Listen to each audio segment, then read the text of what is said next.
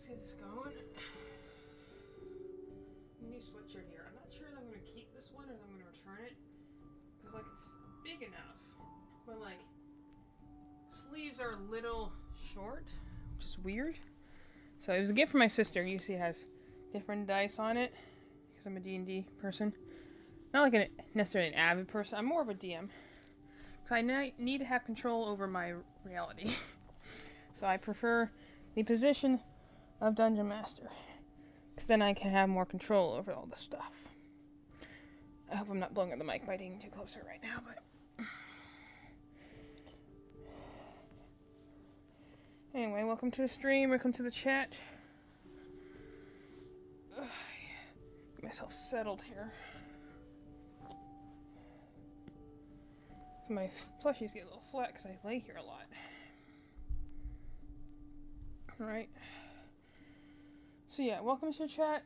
We're here today, a little later than morning, but a little mid-afternoon stream. This is going to be a long one. I imagine maybe, I might even set an alarm. I'm thinking maybe to 3:30 maybe. I intended to start at 12. I had to help my mom get her Twitch account set up so she could watch me. And then after that, I had to I had to go and be like, I was like, oh, it's noon. I actually probably should eat first. Because I'm notoriously bad about missing meals because I get too busy. Oh, and I probably should put in my Twitch chat that I'm live.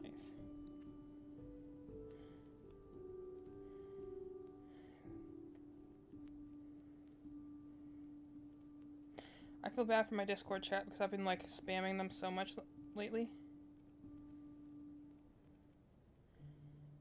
Because, I don't know, I've just been, maybe there's something about the holidays I'm feeling a little bit more, like, pressed for time.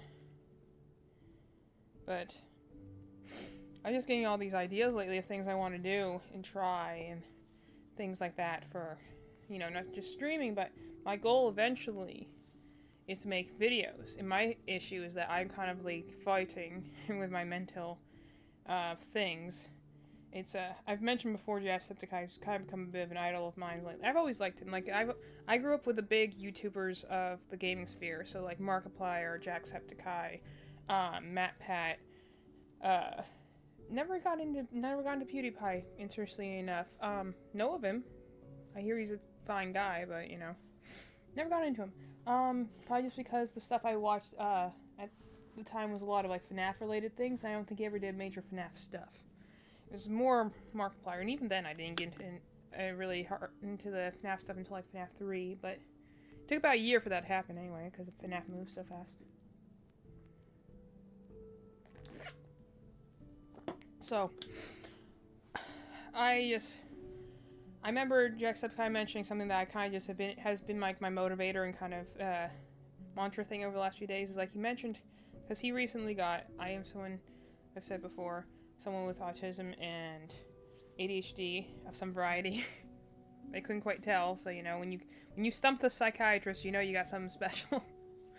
But it's more likely that sometimes, you know, two different conditions can like mask or cancel each other out to some degree. So that might be the reason why. But he mentioned he recently got his autism diagnosis. He does have some form of ADHD. I think he has some form of either anxiety or depression, like chronic. I've never been diagnosed with anxiety, but I definitely have it to some degree. It inhibits a lot of my daily life, which, you know, was rough especially during COVID, but, Jacksepticeye mentioned how, like, sometimes it can be hard to have the two conditions, because they want different things. It's like having two kids that, like, you know, want two different things, but you have to hold on to both their hands at the same time, so they try and pull you in different directions. So, like, you're someone with, like, attention deficit stuff. You constantly want, like, more stimulation to kind of keep your brain regulated and your emotionally regulated. So you're looking for new experiences, new projects, new ideas. This is why I'm a very good divergent thinker. I'm a good brainstormer. I always am coming up with new ideas for stories, characters. I am a writer to some extent. Kind of just, you know, hobbyist at this point, but, so the ADHD part wants that, and so I'm always coming with new ideas. But it also doesn't, it also means that you're impaired with your executive functioning, so it's hard to schedule, plan things out and follow through on ideas. Namely, I'm horrible about finishing things. I've got so many stories that are just not finished. But then you have the autism part of it, which is like, you know, you create structure and routine and can be a bit of a perfectionist. So like trying to start a new project, especially on something new, like that you've never tried before. Like, you know, say like I want to do at some point video essays of some sort, or just analyses, just... I talk a lot. You're going to find that if you're coming to the stream for the first time, I talk a lot. And I can talk about a variety of topics pretty quickly with a reasonable amount of depth. So I can struggle a bit with, like, you know, I want to make videos of some sort, like analyzing some of the games I love, because I love games. The games are my, like, entire life. I've deep part of what I am. It largely has to do with their, like, mechanics, storytelling, some worlds, but I want to do video essays.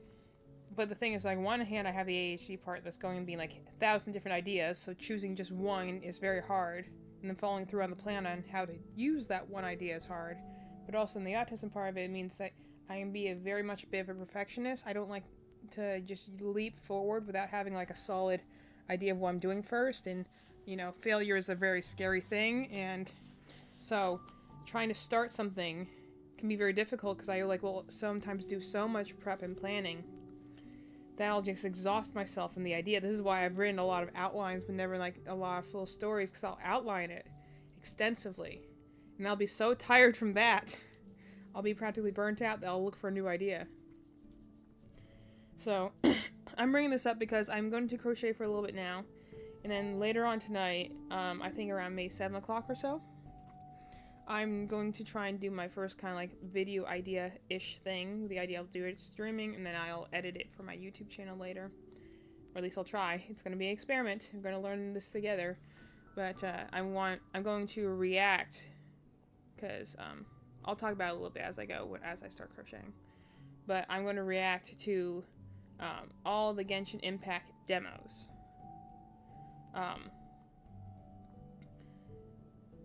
At least that's what I'm thinking.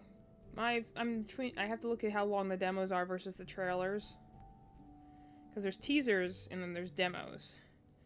Genshin Impact for some reason does not have a very succinct way of organizing what sort of stuff it has, which I was just like, great, that makes it easier to make a playlist out of. Love it. But there you are. We're gonna make a Freddy right now, so we got this really nice brown. I have a more dulled brown, but I'm like, you know what? That's like my parfait brown I use, but I'm like, I got this really rich brown. It's Honey Bunny from Hobby Yarns. My mom's actually in the basement right now sorting the brown yarns, so this is one she'll not be able to sort because I have it with me right now. Although if she is watching this, she can go be like, oh hey, if I by some chance do have any of the skein left by the end of it, you can go put down Hobby Honey Bunny brown yarn. Color number 14. Anyway, so I'm going to work on a Freddy here. I'm going to be making a small Freddy Fazbear. I might only get through the head. We'll see. Maybe the head and the arms.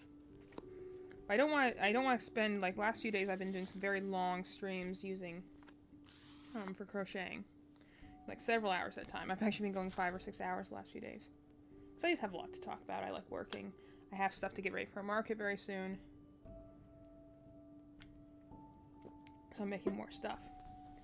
But I don't want to exhaust myself right now, so I'm going to try and do a relatively shorter stream. I think 2-3 hours maybe.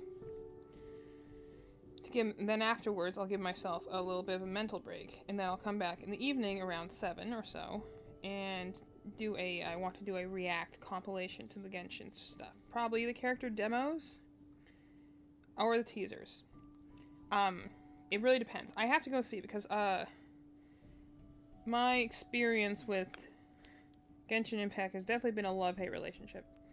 I would love to go into more about that. In fact, maybe I will just while we're sitting here. But, like, literally, like, you can't see it probably very well, but, like, the lock screen on my phone is a Genshin Impact character. Like, I have so many standees, acrylic charms, literal figures, for Genshin Impact. But I only recently tried, maybe within the last year or so, the video game. And even then, I only played it for maybe a month or two, at best, because I found the first part of the game, to put it lightly, boring and empty, which is not what you want in an open world game.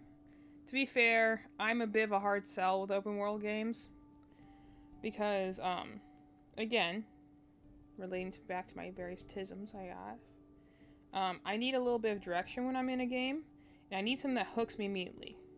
It doesn't have to be something huge, mind you. If I go into a game like a JRPG, and I'm in all I know is that I'm a prince in a random kingdom that has to run for my life because the evil guys are attacking, I'm sold. I'm ready. Let's go. You know, that's enough to get me started. And to be fair, to Genshin Impact's credit, the initial inciting incident of the game is interesting and intriguing. The problem being, and this is something that I'm actually doing a second playthrough to kind of reanalyze the game, but I would love to do an analysis of the first, how the first tutorial area of this game works or doesn't work. Is that they give you this inciting incident. Oh, I forgot how delicate Honey Bunny can be sometimes. Give me a second. I gotta be very...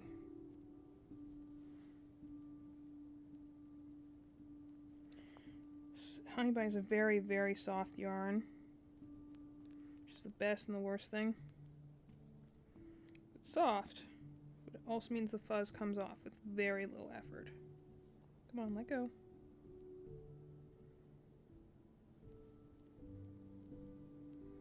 So pulling a magic ring through can be a pain sometimes. Come on, come through. There you go. Thank you. This brown is incredibly delicate. I'm really surprised, perhaps a little concerned. Like, I was just working with some Honey Bunny in a different color, and I'm like, wow, this is really delicate.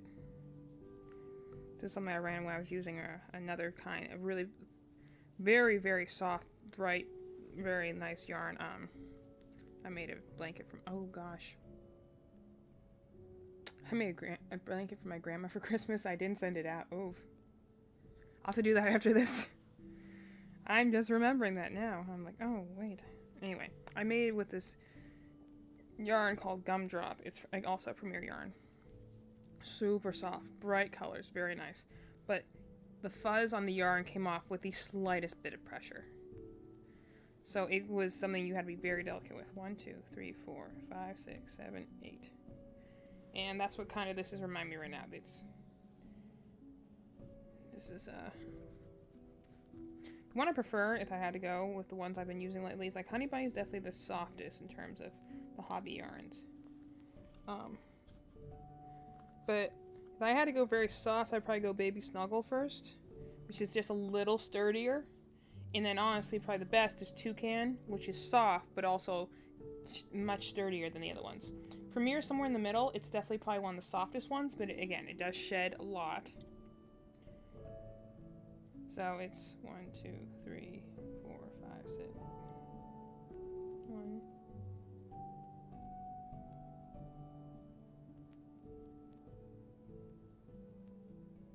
I heard an alarm of some sort. You ever been talking, just you hear a random ringing, and you're like, 1, 2, 3, 4, 5, 6, 7. Like, is that in my head? Anyway. So back to what I was saying. So, Genshin Impact I have kind of a love-hate relationship with, because on one hand, from the moment it came out, I always admired it from afar. I loved its art style. I love it because too many JRPGs, which are my favorite kind of games, lately have been dark, gritty, realistic warfare sort of vibes. Or they're like gray and metallic or futuristic. There's not a lot of very colorful, Okay. There has to be something beeping. I swear I hear a beeping right now. No one else probably can hear, but I keep hearing this ringing beeping. Like, it's what the sound is when, like, the oven goes off downstairs. And I know there's nothing in the oven right now. But, like, I still hear this ringing. It's kind of weird. Anyway. So, I always admired Genshin Impact from afar because I really liked its character design. I like how vibrant its world was. Elemental system for, like, magic or, like, powers is always a fun way to go. Because it's an easy shorthand for fantasy.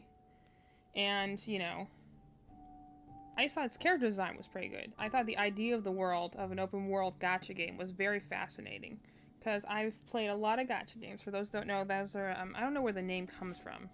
I plan to do a research project on it at some point, so I can write an article about it, maybe. But,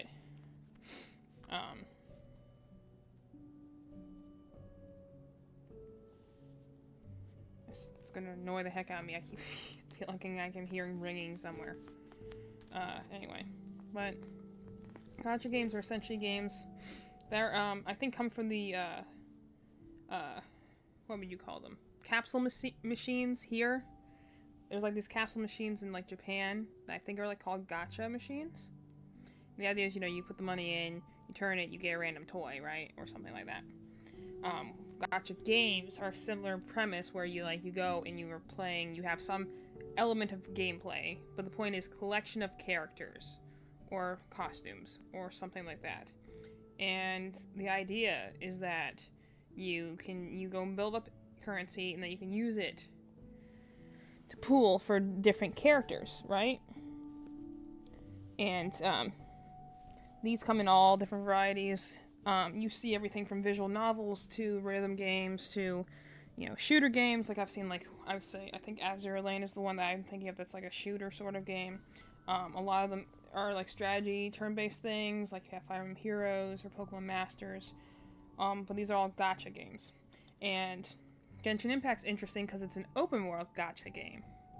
So, you know, you have the open world exploration model, which has been very popular since Breath of the Wild on Switch, which is Legend of Zelda, kind of reinvigorated the genre. And made a lot of shameless clones afterwards, but you know, but it has that model of you go and explore a world, the story and stuff, and then you can draw, or wish in that case, for characters, you know, with different abilities and stuff like that, and different like capabilities. And this yarn is just shredding even as I'm trying to work with it right now. Goodness gracious. It's a good thing this is a pattern that doesn't have a ton of sewing. But so I always admired Genshin Impact, like, because it has had so much marketing when it first came out. We were actually still streaming on our other channel at the time, and I remember being like, oh, I could download it on PS4 and play it there, and we'll do it, like, it'll be a good, like, you know, thing to do to help grow our channel. And it just never happened because we always had a very messy stream schedule on our other channel for a lot of reasons. Namely, we were the fact that me and my sister, who did it at the time, were in college and also teaching and had, like, several jobs. So streaming was something we wanted to do, but realistically could not do consistently, so. I still always saw the trailers, and I saw the artwork and stuff, and so I always admired Genshin Impact from afar. So I found my first character that I, just fell in love with, design-wise, lore-wise, every way-wise, was, Yongli. He was a character from their second region. Is from the Earth region. And he's essentially like an Earth dragon. And also is hard rocking the tired immortal trope, which is a personal favorite of mine. And I also like he's got a lot of browns and golds in his outfits. And just the way they draw him is there are some characters that people make art of. Like, there's some characters just by design, you're like, you look elegant in literally every position and pose. Like, you cannot draw this character and make them look bad while they still look like this character. So, that's someone I definitely have quite a few posters of. Not ashamed at all.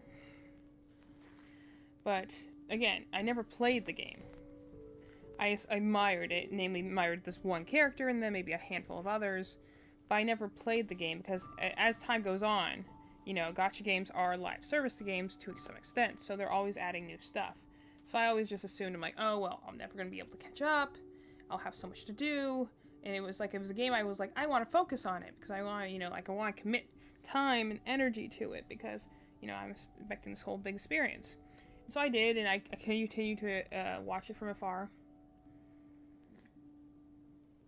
I would, like, read fan comics, look at artwork, maybe watch a reaction video or two. But I didn't really directly interact with it until, like, you know, a year or two passed. Next thing I know, they're on, like, their third update? I don't know. I think it was their third update. Point is, they were onto their fourth region. Which was the grass region, the life region. They had, this one guy in that region named Alhaitham. And I didn't actually originally see him in like I did with like Zhongli, where it was like I was looking at like artwork or something like that. His trailer actually came up again because I said Genshin and Hoyoverse who owns Genshin. They were intense with their marketing. So like all the time on YouTube in terms of ads, and I would skip them 90% of the time because their ads were always long, and I usually wanted to get to whatever video I was watching, especially if I was listening to music, because I usually listen to music for YouTube. So I remember I would listen to music in the shower, and the reason for this actually is more practical than enjoyment. It's I started doing that because I remember I used to get on about like it would take like hour-long showers. The thing is that because, again, attention deficit stuff, I am not a great measure of time. So I can't keep track of time very easily. So I would think it'd be 15 minutes and it would be like an hour, you know? So I started listening to music for the reason of keeping track of time, because I knew a song would last, 3 to 5 minutes. So, if I get past 4 songs, that's usually a pretty good cue. I should be out of the shower by then, sort of thing. It was oddly practical. That's how my brain works. But, so I would listen to music in the shower. And this ad kept coming on for Genshin, which in a way it was Alhaitham's demo trailer. And I would skip it if I was able to. I would just reach outside and, wipe my hand off so it's not all wet, and then I would, I would skip the ad. Well, sometimes I couldn't do that because, like, either I had soap in my eyes or something like that, so I didn't always skip the trailer in time before it started. I knew it was a Genshin trailer because it would start with vocals, like, people talking. So I knew it was that type of thing. So I couldn't always skip it. So one of the times I didn't have time because I was, like, washing my hair or something, so I didn't skip the trailer. And I couldn't really understand what the words were saying. But it was like, okay, I'll skip it in a minute. And then, like, this music comes on. This, like, kind of synth sort of music comes on. And I'm like, actually, I like that. And so I let the trailer play because I really liked the music. And so, I just let the trailer play. I still couldn't hear the words. But I was like, oh, that's pretty cool. So then after that, when I was in the shower, if that one particular demo came on, I would let it play because I really liked the theme that was in the background of the trailer. It wasn't until, like, later on when I just happened to catch what the visuals looked like. So I listened to the trailer for the music. And then one of the times that I was, like, it came on and I was actually able to see what was on the trailer.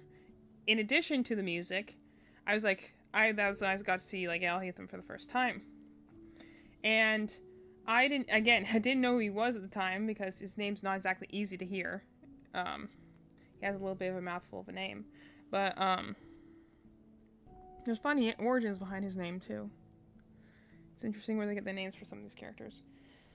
But, I watched it. Thank you! This is, Madeline got it for me. I might have to get the next size up because the sleeves are oddly a little short. Especially, like, when I lift my arms. So I might have to return and get the next size up. But Madeline got it for me. It's got dice on it.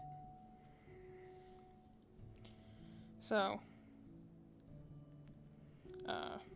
where was I? Oh yeah. So I was watching these trailers, and this is the first time I saw the visuals, and I could see Alhaitham himself, and he's a really coolly designed character. The biggest thing I liked was, like, the visuals of his demo trailer have this really cool fractal effect. Because this is a character that is, in short, it looks like a bodybuilder, but is actually like a scholar. And his whole thing is, think before you act sort of thing. So very logical character, who also just happens to be, like, really built and a very competent fighter. But so I learned his name literally because I'm like, I really like that cloak thing he has. Because I always love a good character in a cloak. Character in a cloak, a character in a long jacket, like, love those. Male or female. I love the fancy Victorian garb, So, I remembered his name purely so I could be like, oh, hey, this looks like a stereotypical, like, mage sort of character. So I literally knew his name so I could look at for references for my own artwork. And then over time, I actually, started actually listening to, like, the words of the trailer. Started understanding what it was. And that was the thing that kind of got me back into Genshin the second time. Is that, I came to appreciate this one trailer, and I watched it a lot, and then I started looking at it more, and then I learned about him, and I learned about his definitely not boyfriend who he lives with, because, they were just roommates. Man. That meme was just kind of becoming a thing at the time, and, and they were roommates thing. And it came at just the right time as, like, Alhaitham and Kaveh were coming out as characters, and I'm like, yeah... they're a Chinese company, so they can't say anything technically, but, they knew what they were doing there. We know what's going on between those two men. Yeah, I was talking to Malin the other day, it's like, you can ship whatever characters you want with, but there are a couple characters in every work, every fandom, that people just don't ship with anyone else because it feels weird. Like, some people ship Alhaitham with other people, but I'm like, when he has his literal, like, soulmate standing right there, you're like, and they have, like, the best dynamic and chemistry with each other, you're like, it feels strange to put him with anyone else. Also, I like him because he's a very autistic individual, and once I realized I had autism, I'm like, that's why I like that character so much, because I see a lot of myself in him. It's also why I like the subway bosses so much in Pokemon. And I'm like, that's why I like these characters. I was seeing my own kind, and I didn't realize it. Something felt familiar, and I just didn't know what it was yet. It's fun. So, I never watched much in terms of Genshin Impact demos in trailers, but I knew enough about Alhaitham, I knew enough about Zhongli, to that I was like, I could recognize them, I liked artwork of them, I got little things of them. Eventually, I became bold enough to read fanfiction for them, because, I was always concerned I would, like, get super spoiled, but after essentially staring across the aisle at Genshin Impact for, like, 3 years at that point, I was like, you know what? I can't spoil myself that badly, and even if I do, it'll be a long ways off before I get to that area anyway, so I'm like, I try to avoid major plot spoilers, but I was like, I stopped caring as much when it came to characters, because I'm like, I want to read stuff about them. So then I was kind of, like, pretty into the fandom at that point. I was reading stuff, I was watching stuff, I knew a fair amount about the world's lore just from, like, osmosis, or being in the fandom. But I still didn't try the game, because I was afraid to, someone I was talking to yesterday on stream, brought this up. It's like, I was afraid I was going to lose myself to it, and I would step into it, and I would not be able to step back out of it, because gacha games are kind of addictive, if they're well made. So I was afraid that, like, I just won't have time to do it. I'll start it, and then I'll never finish, and then I'll never get away from it, and, like, I always seem busy.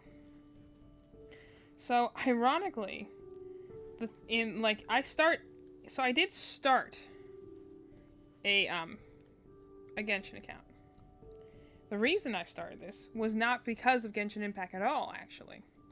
It has to do with its younger brother that unfortunately just puts it to shame.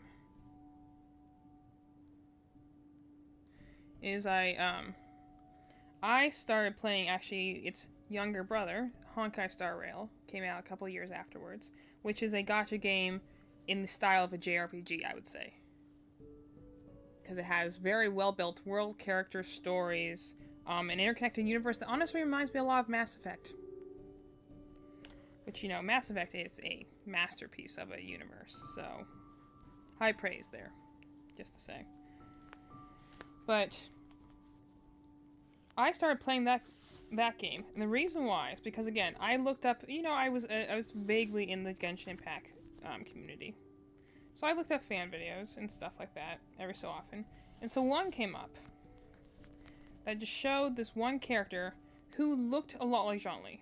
Like, looked a lot like him. The biggest things that identify him are like, he has the red like eyeliner, dark hair, and like usually very strong dragon imagery around him somehow. So I saw another character that looked like that. So I was wondering if it was like, it was related to him in some way. So I clicked on the video. Turns out it was actually an animated short for Star Rail that had been out like a couple months at that point. It was for a different character, who ironically, in Star Rail, is essentially Zhongli but different. Instead of being an earth dragon, he's a water dragon, so yeah, but they're very similar in terms of personality and appearances. Like, you could put artwork of the two of them next to each other and you would just assume it was an alternate outfit. Like, one does definitely look a little older in terms of, like, the maturity in the eyes, but, like, very similar characters. I have actually figures for both of them, and I'm planning to put them, like, back to back, just because, like, it's one of those things where Hoyoverse is like, well, that worked in that game, let's do it again. People clearly love this character in our other game, so in our new game, let's put another one in there. You know, we'll make ourselves some more money. Which, you know, they did, because I went and bought it, so, you know. Clearly, it's working. But so I watched this short, and I expected a trailer, you know, like, gacha games are, you know, most of them are mobile. So usually not the highest production value. The artwork is usually good, but, like, there's usually not anything much fancier than, like, moving pictures. And I had seen that with the rare Genshin trailers I had seen. Like, you know, they're moving pictures that tell a story, which is not a bad way to tell a story, by all means. I'm not saying anything wrong about that. That's just what it is, and I'm used to it. I'm actually totally fine with it half the time. But so I go into this trailer, this animated short, and it's fully animated. Like, an anime animated. Like, it was, like, this whole battle with a water dragon, and, like, you know, had all these cool, like, wave effects and whirlpool effects, and, like, again, it was, like, water is not necessarily an easy thing to animate, I would think, but it always, like, when you animate it well, like, some of my favorite scenes, like, you know, Avatar: The Last Airbender, for instance, or a lot of the water bending scenes, or the fire bending scenes, because they're so fluid, and they look so cool and powerful when you do them right.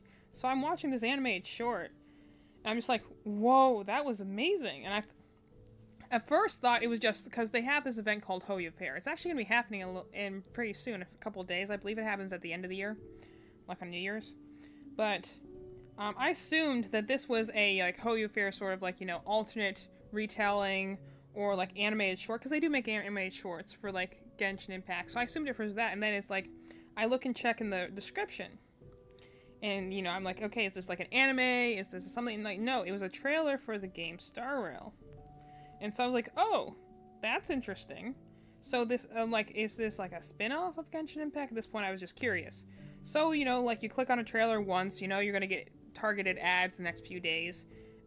Anyone who's been, like, accidentally clicked on a My Little Pony YouTube video or something, you know that you'll click it once, and they'll send you nothing but that one thing for, like, a week. Because, you know, for some reason the algorithm assumes that one random thing you clicked instead of something you've been consistently clicking is for some reason something new. It's like, oh, you're into this thing, let me show you many.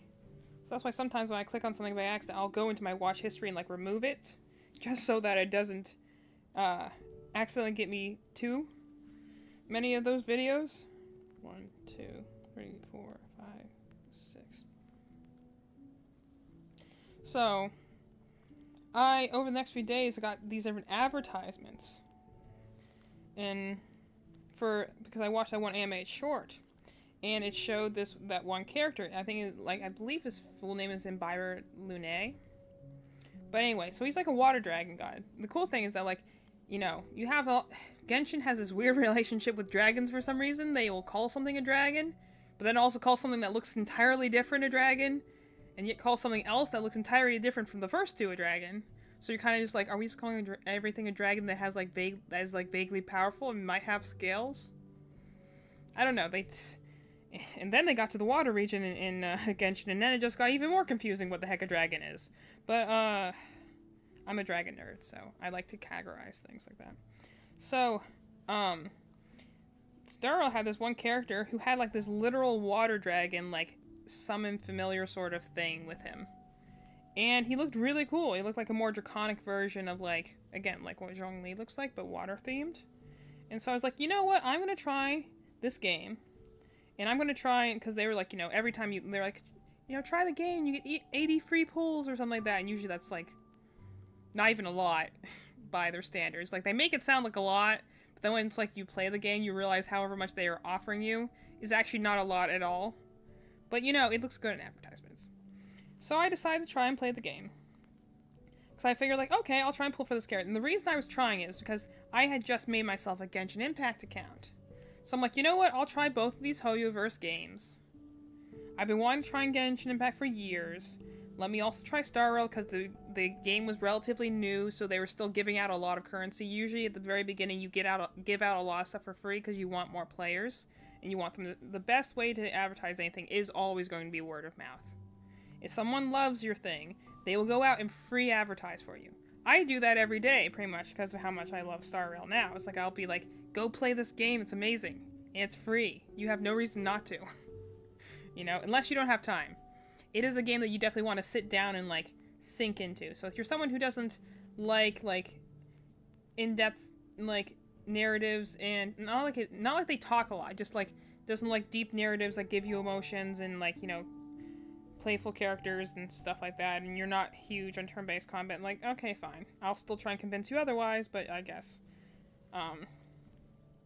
So I started Genshin Impact at the same time. Ironically, they also in Genshin Impact had just released the Water region, so I was trying to get Water Dragon God in essentially 2 different games by the same company, which I just thought was very funny at the time. So at the time I was trying to get Nuvolette from Genshin Impact, who's also a Water Dragon. Again, makes the lore confusing because I'm just kind of like, what the heck is even a... Okay, so that's a dragon, and that's a dragon in Genshin Impact? You know, like, okay, what is officially a dragon in this world? Because it seems like they keep changing that answer. I was really hoping he was going to be, like, the literal god of that region, because... I don't know why. What are they? The Archons in, like, Genshin Impact? For some reason, they're all female, for the most part, or they're all children. And I'm just like... Why, of all the Archons I have, because they've now released essentially all of them. Because we know the last one is the Ice one and is already referred to as a female, so we already knew she was a female. I was hoping so hard that the Fire one was going to be male. But, fine. We had the first one, who I thought was a female for the longest time, but turns out is a little boy instead. I'm like, oh, alright. Although, to be honest, Venti's also a character that I'm like, if you want to say he's non-binary, I'd be down for that too, because he doesn't look like one way or the other. I thought Venti was a girl for the longest time, because you read it in then, like, fan comics that were, like, voice acted, they usually had a girl doing it, and I guess they just weren't doing it very well, so I just assumed Venti was a girl for the longest time. And then someone told me he was a guy, and I'm like, oh! Alright, that, I guess, alright. So, like, here's Zhongli, who's, who's a guy. And then, like, every other Archon that came after him has been female.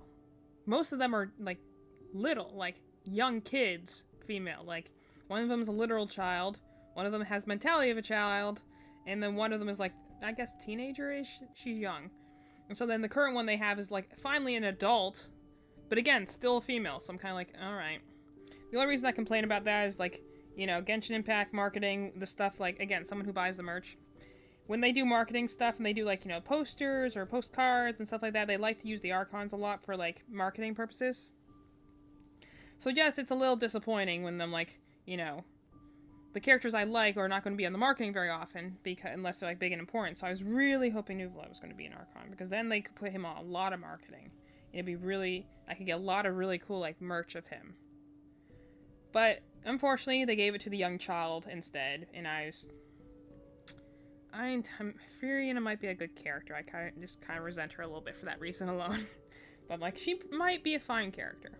I don't know. I try not to judge a property until I've properly analyzed it / experienced it for myself, but did resent her a little bit for that, because I'm like, of course it's going to be the ditzy girl. Because we can't have any of our gods not be young girls. It's too much to ask. Anyway, I digress. Point being, at the time I was playing Genshin Impact for the first time, I was trying to get Nuvolette, who's a water dragon, and I started playing Star Rail with the intention of getting the Imbiter Lune, who was another water dragon. So I was trying to get them both. So I was playing both games at the same time because I'm like, I know I've played many gacha games. I know how they work. The biggest thing you can do in order to work the system in a gacha game is to log in every day to do your daily things. It's funny, my mom does this now too with her like bingo game. We call it doing our dailies in the morning.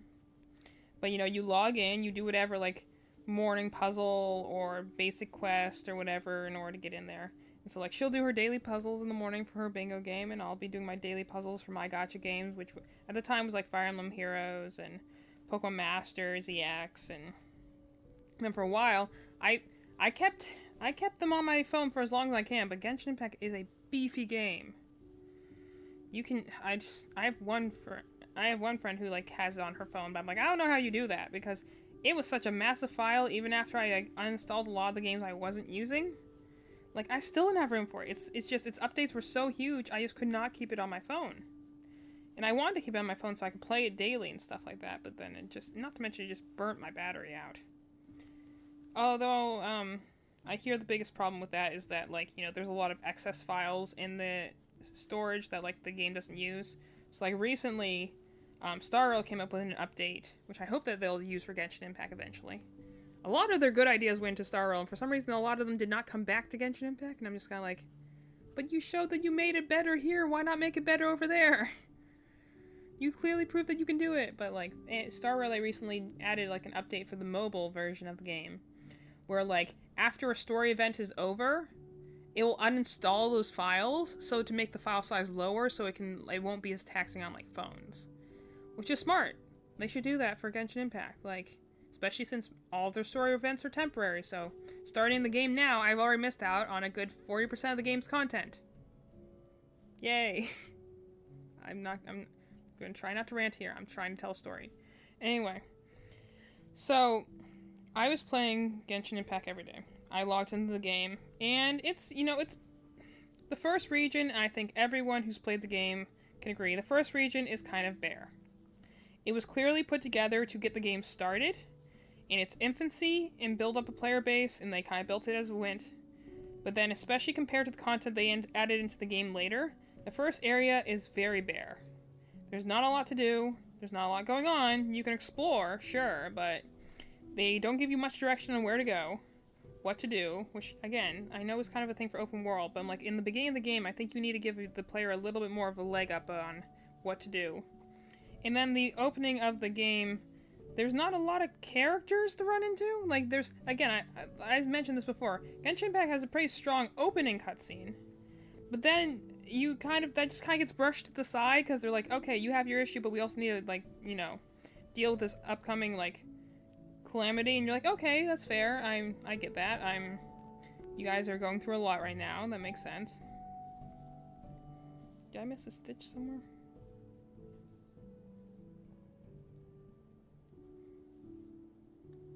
Give me a second, I need to count. 1, 2, 3, 4, 5, 6, 7, 8, 9, 10, 13, 14, 15, 16, 17, 18, 19, 20, 21, 22, 23, 24, 25, 26, 28, 29, 30, 31, 32, 33, 34, 35, 36, 37, 38, 39, 40. Alright, I guess I must have just lost count somewhere, but that's the right amount of stitches, so I guess I'm doing the right thing.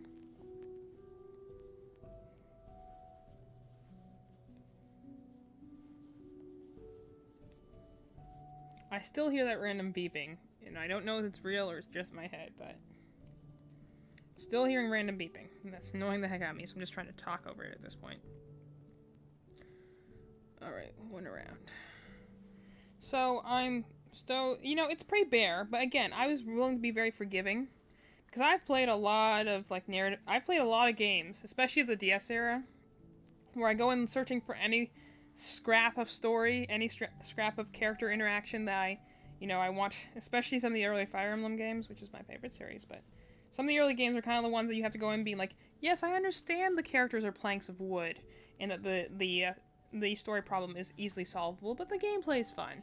And I was like, okay, a lot of JRPGs, a lot of games I've even liked a lot, sometimes take a little time to get going. So I was going to kind of be like, okay, this is boring, but... And honestly, none of the characters' motivations make any sense. But I'm like, okay, I know Genshin Impact gets better later.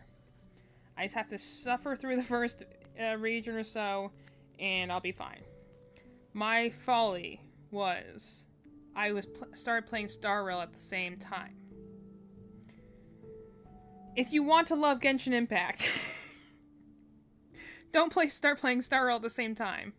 Because Star Rail is an infinitely superior game in almost every way, from quality to life, to game writing, to even its tutorial areas being far more informative and better for new players. If I had played Genshin Impact on its own, I probably wouldn't have been so disappointed the more I played it, but I jumped between the two games for a while. And Star Rail starting it out, it's turn-based combat. So more strategic, and, you know, not an open world, so it's more of a linear, like, exploration adventure game sort of vibes. But the story, again, great premise, but instead of, like, with Genshin, where you get an interesting premise and then you're kind of just thrown into the world to go and do whatever, and, like, you know, the character quests are very few and far between, there's not much sense of urgency to do anything, the characters don't have a lot to say, or they just seem kind of shallow. Like, you go into Star Rail, and you're like the middle of a space station that's being attacked by monsters. And you don't even start as the main characters, you start playing as the main antagonists. And then later on along the way, you find out where the main character is. And then you meet your true, like, you know, your crew of characters. But, like, there's this sense of tension as you're being chased around and you're exploring and you're figuring out how combat works. Like, how different roles work from attackers to defenders. Like, you know, you have all these different, like, character classes, essentially. And, you know, it's leading you along the way and teaching you, like, how weakness breaks work. And, like, you know, but, like, every character you come across in the beginning are characters that, one, are 4-star characters that you either get for free or you'll get later. And you can get pretty easily later. But, like, everyone you run into, like, is important to some way. And again, it's a similar scenario to the Traveler in Genshin Impact, where you're a nameless no one who doesn't know what the world that you come into. You're like, you know, because the Trailblazer is similar. Like, they wake up no memories. They're just here, and now they're in the space station that's being attacked. So they choose to help out because they're on the thing. If it gets destroyed, they're gonna die, so they have to help for that reason. But, like, the difference, I think, is Genshin Impact does an interesting but odd choice of the Traveler has already been, like, you see the Traveler in the original state, which I think is very intriguing, good mystery, but then they jump forward to, like, I guess, as far as they know, like, 6 months in the future? Like, they've been sealed away for some time, but, like, you know, they've been on Teviot for, like, a few months, at least. So they've already kind of had their period of, like, confusion, but it happened off screen. And they also have Paimon, who I have so many thoughts about. We're not going to get to them now. But who just says, you know, essentially anytime your character has a question, instead of your character going to explore, Paimon just gives them the answer. Or will say something herself. She's not as annoying as I assumed she was going to be, at least not on voice alone. It drives me nuts that she talks in the third person, but her voice isn't as annoying as it could have been. But it's more the fact that, like, she's like, oh yeah, we've been friends for like over a month now. We're really good besties. And I'm just like, I'm glad you're telling me that, but you're not showing me that. It's writing 101. Show, don't tell. I'm told this is my close friend. I'm told that we've survived and camped together and we have a bond. I have never shown that. This is essentially a walking, like, tutorial Navi sort of guide character. Like, Paimon doesn't have anything really to do besides just say the obvious or repeat whatever the Traveler says, because the Traveler does not speak. The difference with the Trailblazer in the beginning of Star Rail is that you are, again, picked up by your first two companions who are part of the crew you're eventually going to join. But you're able to ask things, and they respond to you, but they don't just respond to you, they respond to each other. And they both do treat you a bit like a stranger right now. They have different opinions on that, because one of them's more cautious and one of them's more outgoing. But, like, they don't instantly have a connection with you.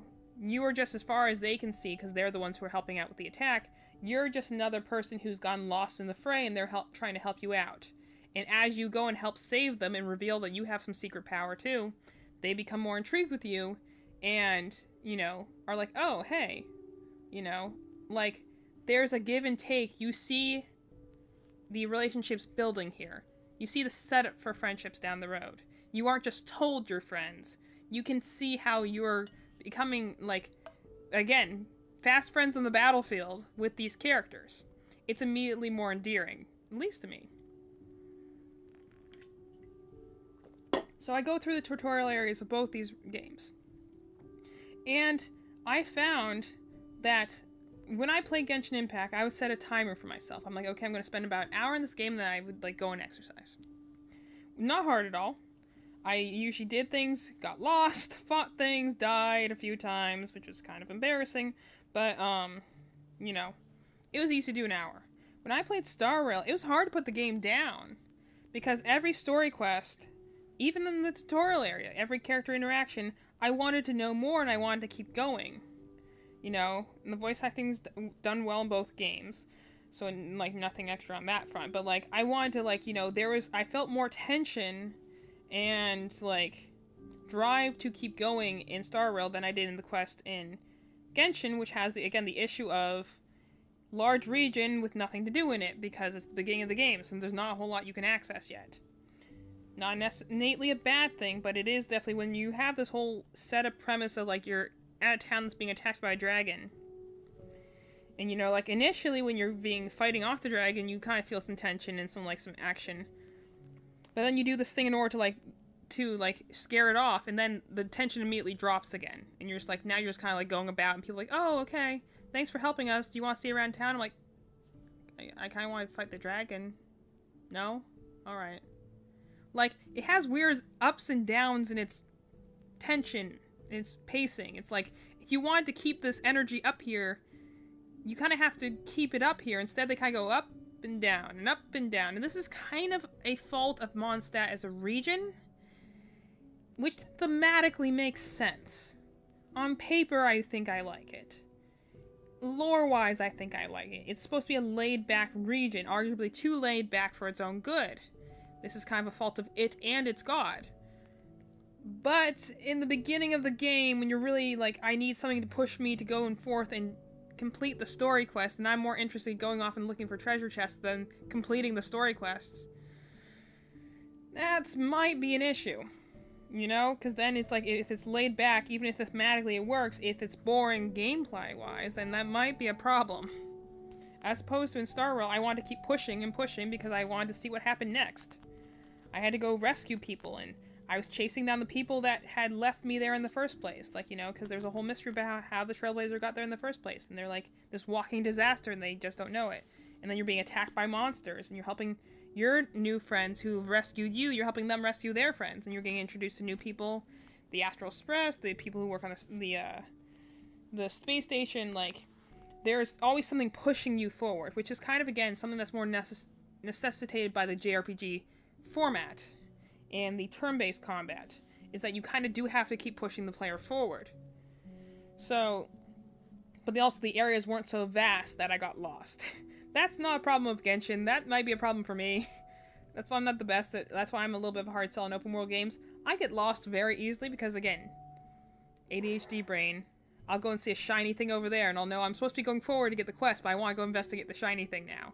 And I'll end up doing so much other stuff. I did this in Legends Arceus too, so it's like, it's not a knock against Genshin, it's just kind of open platform things are a little bit of a hard sell for me because I get distracted so easily. I gotta count for a minute, so put a pin in that. 1, 2, 3, 4, 5, 6, 7, 8, 9,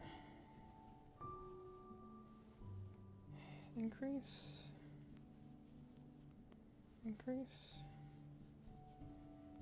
2,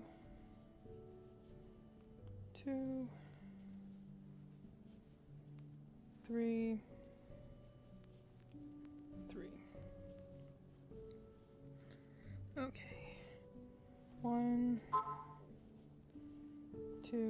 It's a good time to get a potty break too if you need it, or need to get a drink while I count off this row. 3. Because I'm going off again. 4. 5. Assuming anyone's keeping up with the conversation as I go. I know I speak fast sometimes when I get excited. 7. 8. 9. 10. 11. 12. 13. 14. 15. 16. 17. 18. Increase. Increase. 2. 2. 3. 3. So the other thing that I said, so the biggest thing I think I did to knock my enjoyment of Genshin Impact is I played Star Rail at the same time, which between the two of them, one of the games I was okay with turning off after an hour. The other game, I wanted to play for an extra hour. Like, it made me want to play it more. So, after, you know, doing this for about a month or so, which game do you think I kept coming back to, you know? One of them became a chore, a login daily thing I did to get resources. Again, the goal was to pull for the water dragons in each game. One of them I was literally doing just to get the resources, and the other one I was doing because I genuinely was enjoying the game, and I wanted to play it more. So one starts to feel like play, and the other one starts to feel like work. And also, the other thing is that, like I said, there's some quality of life things they did in Star Rail that I really wish they would do to Genshin.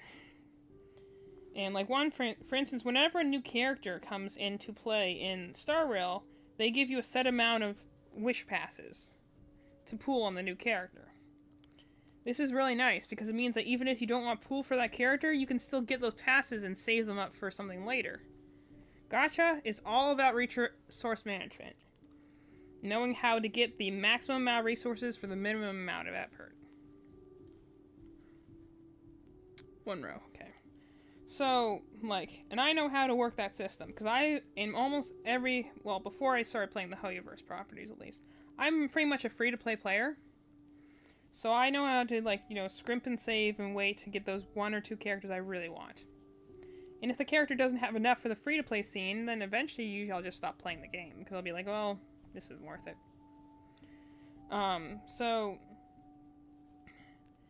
And, like, you know, there are also other ways you can get it, like, you know, logging in during a live stream, logging in whenever they have maintenance, or whenever there's a bug in the game, they'll usually give you currency as compensation. So, even just logging in often enough to go and get that sort of stuff is how you get a buy as a free-to-play player. So, I'm busy scrimping and saving in this, like, I make sure I log in every day on, I can't always log in every day on Star Rail because, you know, I spend more time in that game, but I log in every day on Genshin because I'm trying to get new Valette, and you get way less currency in that game, especially in the beginning. They don't really have any they don't really give away a lot for events. Like, in the early game, there's not a lot to do. And one would think, and so, like, there's a point where I don't know, there's, like, this point where you have to go into, like, into this one castle, and I got so lost, I had to look up a guide on where to go. There is nothing more demeaning to being someone who's playing in their late 20s at the time, who's played many very difficult strategy RPGs and JRPGs, and having to Google for a free gacha game where to go next. That means that the game's not doing its job and showing me where to go next. I don't like using game guides unless I have to, because I like to figure things out myself. So I generally won't look things up unless I'm genuinely lost, or I know trying to figure it out myself would just take way longer. Like if you're trying to get into a secret ending in a game or something. So I was just starting to get frustrated at that point with the fact that, one, the story was not grabbing me at all. They had interesting characters, but they would come on, say a one-liner, and then leave. So, again, that wasn't drawing me in at all. And now I was getting lost, and I couldn't find the way to progress the story in the first place. So I started getting more frustrated with Genshin, as opposed to, like, I'm going into Star Rail and being like, you know, it definitely has its challenges at times, but like I never felt like I was lost. I was interested in what the characters were doing, and I was interested in the overall story. And most importantly, I think had a connection with my main character. A biggest thing I say a flaw of the Trailblazers versus the Traveler. The Traveler never speaks at all. In fact, you can even choose their dialogue options, and it doesn't matter half the time, because Paimon will say something anyway. So regardless of how you react, Paimon's going to react a certain way. Sometimes she'll change her dialogue based on what you say. You say, like, you call her emergency food or something, but, like, she's the one reacting and talking in every situation. Even though the characters will address the Traveler, they're talking to Paimon. As opposed to, like, when I'm playing the Trailblazer doesn't talk much, but they do talk occasionally in scenes. And in cutscenes, events, or, like, story beats where the Trailblazer is by themselves, they will speak out loud. Because they're the only one there to talk. They don't have a side character to talk for them, and the Trailblazer does have a very distinct personality. Like, they're often described in the fandom as, like, a trash raccoon, because they have this thing for, like, they have this fascination with trash cans for some reason. They have this sort of meta humor where they behave like they're in a video game, which a lot of characters around them are just like, you're weird, and I love that. And they do actually talk. Like, they do, your characters, the characters you're with, do behave certain ways depending on how you react to them. It's not just a one-size-fits-all sort of encounter. And people ask, like, when you come and show up in places, they aren't just like, oh, hey, Traveler, what's going on? Like, no, there's, like, the fact that you are called a Trailblazer means something in this world because of how the path systems work. It isn't just, oh, here's an insert word here because we don't know what the player's name is. Like, no, a Trailblazer in the world of Star Rail is a title that multiple people carry. They obviously refer to your character that way because they don't know what your actual name is, so it's a good insert here, but the term Trailblazer means something. I don't know if the term Traveler means anything in Genshin Impact besides it's a insert name here sort of thing. And I don't really know at time because, like, again, I know a lot of osmosis knowledge about Genshin Impact, but I never got past the first area because I just started to get frustrated and bored with it, so I was like, okay, I can play this game and spend my time in it where I'm not really enjoying myself, or I can play its little brother that is, like, better UI design, better quality of life things, is giving me way more resources to pool characters for, and is generally intriguing me more with the story. And I can spend my time on that instead. And to be fair, I haven't played Star Rail very constantly either. I actually just started playing it not too long ago. 4 to decrease. So, I actually, like, it wasn't even a matter of, like, I played both of them constantly, because Star Rail, I had kind of the opposite issue. I wanted to play the game so much that actually I stopped playing it on my phone, and that I, like, only played it when I came home, and, like, sometimes I just got busy, so I would stop playing it for months at a time, just because I wanted to sit down and actually enjoy it like I would a paid JRPG. I wouldn't just play it as a mindless mobile experience. So I do think I have more, for a while I had more hours in Genshin, because I would just log in to get my currency and then log back out. I wasn't engaging with the game at all. So where are we going with this whole conversation? So I did ultimately get Neuvillette. I did get Empire Lune in both games. And at the end of that whole thing, first of all, it was way hard to pull for Neuvillette, because I just have far less, after spending the same amount of time with both games for like 2 to 3 months, I had way less currency for Neuvillette. So it was a lot harder to get him. As opposed to in Star Rail, I had a lot of currency, so I actually got Empire Lune and had stuff to spare at the end of it all. So I was able to, like, pull some more for other characters after that. 1, 2, 3. So, like, at the end of it, I kind of reevaluated. I'm like, okay, which of these games am I going to keep playing? And I continue to enjoy Genshin as a fandom. I continue to read fan stuff and, like, stuff like that, but I stopped playing the game because the game was not intriguing me. In fact, playing the game was making me hate the canon more. I was, like, hating the characters more. I was forgetting how much I actually did like the world and characters of Genshin Impact, but playing the game was making me, like, get frustrated and not like the game anymore. So ironically, it was one of those things where I was participating in the fandom. I have lots of fandom stuff from it, but I don't play the game.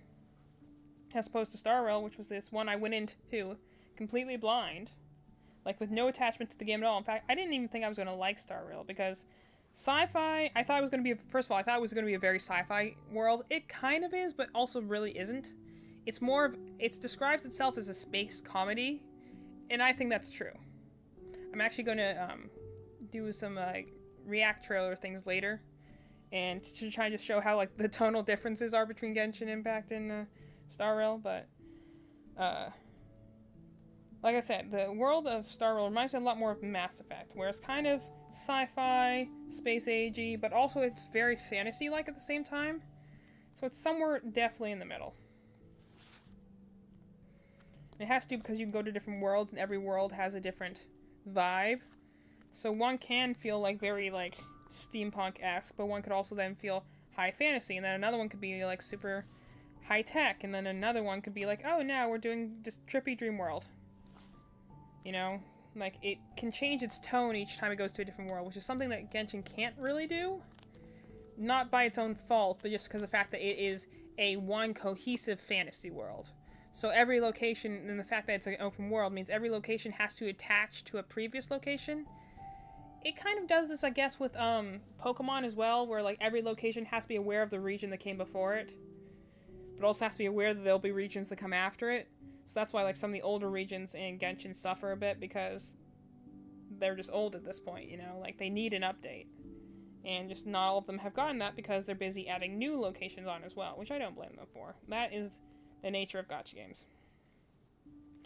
So I left off on Genshin for a while. I kept playing Star Rail. And I would only really pop into Genshin to pool for characters I liked. Like, for instance, Alhaitham came in to focus on the banners. So, like, I, again, played pretty consistently for a month or two to build up resources, and then I pulled for his banner, and I got him, and I'm like, cool, that's awesome. Till I realized that because I was still in the first region, I did not have the materials to send his character, so he's stuck at level 20 when I'm fighting level 40 enemies. So, I can look at him, I can't use him. Definitely did not make me feel any happier about this game. So I was like, okay, I guess I'm just getting this game right now to look at the pretty boys, you know? I'm not even going to play with them. So I kind of kept on with that, and, you know, I kind of came back in and out of the fandom, because it's, you try and talk about someone about Star Rail, I can never find someone who plays Star Rail, but it's easy to talk to people about Genshin Impact, because almost everyone's heard of Genshin Impact, and a lot of people play it. So I would talk to people about Genshin Impact, and then, you know, sometimes I would feel, you know, I would remind me of why I love the world, I love the characters, I would go play the game for like a week, and then I would get frustrated by the game, and I would go back out again. And I had this constant love-hate cycle with the game. And again, every time I came back to Star Rail, I had to like force myself to put it down for like a month or two. It was the game that really like sucked me in, because like I would start playing it, and the next thing you know, I'm like, oh no, I've been playing this for 2 weeks straight, and I really need to be working on some other stuff. So if anything, I force myself not to play it sometimes, because I would lose time otherwise. I would just get sucked into it, because I enjoyed it so much. So I would take like big breaks every so often. Like I would complete a world mission, and then I'd be like, okay, now time to take some breaks. Then I would come back later and be like, do some character quests, which almost every one of the character quests I did, I had to admit, were really, really well done. They either had something important to tell about the world, or they had something really deep to tell about the characters. Like, I like to say there's only probably a handful of characters I don't like. And, like, even then, there's some I'm ambivalent to, but there's not really many I dislike, and most of the ones I dislike are because they're very either tropey, or they're not the kind of character I enjoy. Like, I don't like small children characters. Especially, gosh, the child dragon trope annoys the heck out of me. This also kind of coincides with the child witch trope. Whenever you have a young, like maybe a girl that looks like she's 8 to 12 years old, but claims that she's ancient and powerful and stuff like that, I don't like that trope. Especially when they're like, oh, it's okay, you can ship yourself with this 10-year-old looking character because she's actually 2,000 years old. I'm like, no, she looks like a child. That's weird. But, culture shock, I know that's a big thing in some Eastern cultures, so I just say it's not my cup of tea as I hold my cup of tea, and I move on, but I also think that's the difference. There's far less characters in Star Rail, so there's a lot more attention put into them, because it's a turn-based RPG. Adding new characters into that kind of thing changes things because it's more strategic-based, as opposed to something that is action combat, which has not much of an effect when you add new characters into the game. Which is why I think there's a lot more characters in Genshin, too.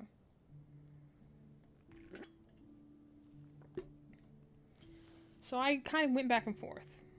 And I had some friends that I would talk about Genshin Impact to. And I would talk about it and be like, hey, I love this fandom on one hand, and I buy figures for this fandom, and I buy posters for this fandom, and I read so much fanfiction. In fact, you know, like, reading stuff with, like, Alhaitham and Kaveh is, like, one of my big comfort things I need to do when I need some happiness in my life, because I love the two of them together. They remind me a lot of this skater couple from Skate the Infinity. Great show. Also should watch it. If you're into anime at all. It's a very short watch. 3 in a decrease. So, I would play this. I would just like I had a love-hate relationship is the only way I can say I had with Genshin Impact, where the game drove me nuts and how mediocre it felt. Yet, I love the characters and the world building and, like, you know, the relationships. And I started to wonder, I'm like, wait, is this one of those, because, you know, fandoms tend to spring up, especially when the canon is lacking. Like, that's the reason ships really exist. It's because it's not in the canon, so the fandom makes it possible. So I was like, maybe this is just what it is. Maybe Genshin's just a sucky game, and I can only love the fandom. But I also knew I was stuck in the tutorial area, and that wasn't really fair of me. That maybe the first area, because a lot of people did tell me, like, the first area sucks, but the later areas are better. I'm like... So I kind of went back and forth for a while. I kept trying to get back into the game, then getting frustrated at it again, and jumping back out, and inevitably caving and going back to Star Rail. So now I've gotten to the point where I've, like, completed the majority of the content in Star Rail at this point. And man, the last world, it was emotional. Like, really well written, really good characters. I cried at least twice. It was so good that I'm like, I want to go and start a new file and play through it all over again, which I will in January. I will gain the limited edition of Star Rail physical version in January, and then I'm going to start a new account and play it on stream. Because I want everyone to experience this game with me. But I kept talking it up, this game, to my friends that play Genshin Impact, and a lot of them were like, I tried it, but I don't know, I don't care about turn-based games, or like, I started playing it, but it bothered me that I couldn't jump and explore around. I'm like, well... And so I was always being like, but you have to give it a try, like, you know, like, if you're hating a game for this one mechanic as opposed to the overall experience, are you really being fair to the game, you know, like, so... I did eventually convince some friends over it, after how passionate I was about it, to play Star Rail. And so, kind of as a sign of good faith, I'm like, okay, I'm going to go back into Genshin. I'm going to give it a real try this time. I'm going to try and get out of the tutorial area, trying to get to at least through the next area. Try and get through the second region. And really, like, try to enjoy it for what it is. If I still don't like the game after that, then I'll stop playing it. Or I'll just play it casually. Whatever. But I'm like, I need to give this game another try, because I convinced someone else to give the game I love another try, so how about I give the game they love another try? And also, not too long ago, Zhongling came into focus in the banners, and I did manage to get him as a character. So I'm like, well, I now have my favorite character in the game. I might as well play the game so I can use him. So, that's what I've kind of been doing the last few days. I've been playing dailies, kind of building up some characters and stuff like that. Because I do have, I've been playing the games for so long that, like, you know, again, on and off, that I do have, like, scraps of resources that was just enough to, like, get, like, Nuvola and Zhongli up to, like, level 40. So I could at least use them without dying instantly. And, you know, like, I found, actually, in the last few days where I've kind of been experimentally playing the game, has been that, when I'm just focusing on the characters I like, and not thinking about the story or anything else, just mindless button mashing, I don't mind it as much. Because, again, I think the main ones I have that I'm using right now is I can't use Alhaitham yet, which makes me really sad. But I can use Nubla and Zhongli right now. And I like using them. I like their old dragon grandpa lines that they have.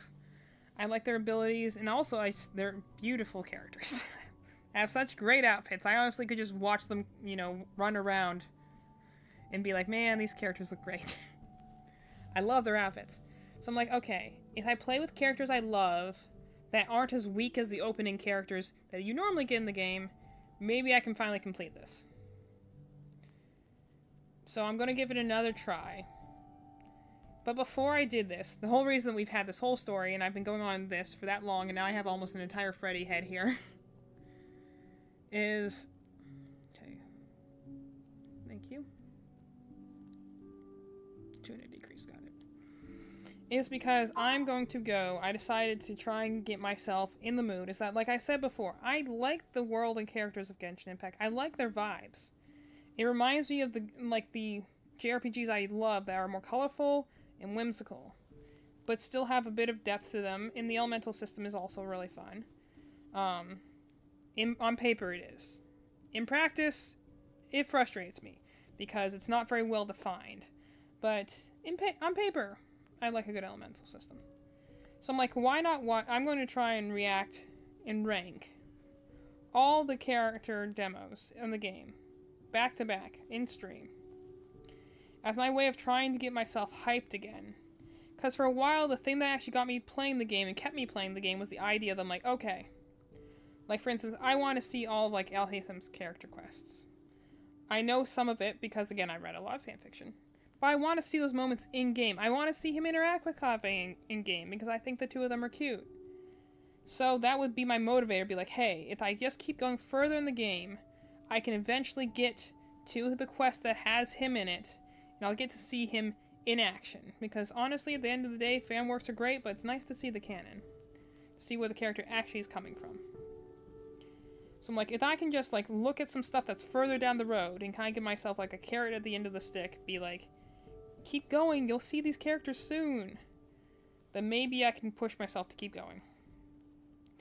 Again, the one fear I have, I will admit, the one fear I have for going forward with Genshin Impact is, again, I do love some characters already, because I've interacted, I like, you know, a lot of them about for fandom stuff. I know a lot about them for, you know, events. But I am a little scared to go forward, be like, this is a character I like, you know, based on the fan interpretation of them, and then I go into the actual story and be like, wow, that's actually very bland and featureless and not interesting at all, and now I actually don't like this character anymore. That is always the danger whenever you go into a fandom before you do the canon material. That's why all the time I usually will do the canon first. Complete the game, the story, whatever, watch the movie, and then I'll go to fan stuff. Because it's better to start with the canon first, so you know what you're getting into. You know what the, like, baseline is. That's why when I was playing Star Rail, even though I really wanted to get into the fandom, I very ardently refused to look at any fan works until I completed the third world. Because I did not want to spoil myself over anything. And trust me, there was this one pair of characters that once, like, as soon as they were released in the game, everyone started shipping them. And they were very similar to Alhaitham and Kaveh in Genshin Impact. They're very different now that I've played the game and, like, I've gotten to know them. They are very different on a baseline, so they are distinctly different couples. But I like them, like, they looked so cool, and I wanted to learn more about them, but I was like, nope. I gotta stay out of this because Star Rail, I actually do care about the story, so I'm like, I can't spoil myself, so I did resist. And I'm glad I did, because then watching the actual character stories that those two characters had in the game was so moving. It was so beautiful. I loved their interactions. Their relationship was so just subtle and unspoken, and I think that that's the kind of the name of the game in the story.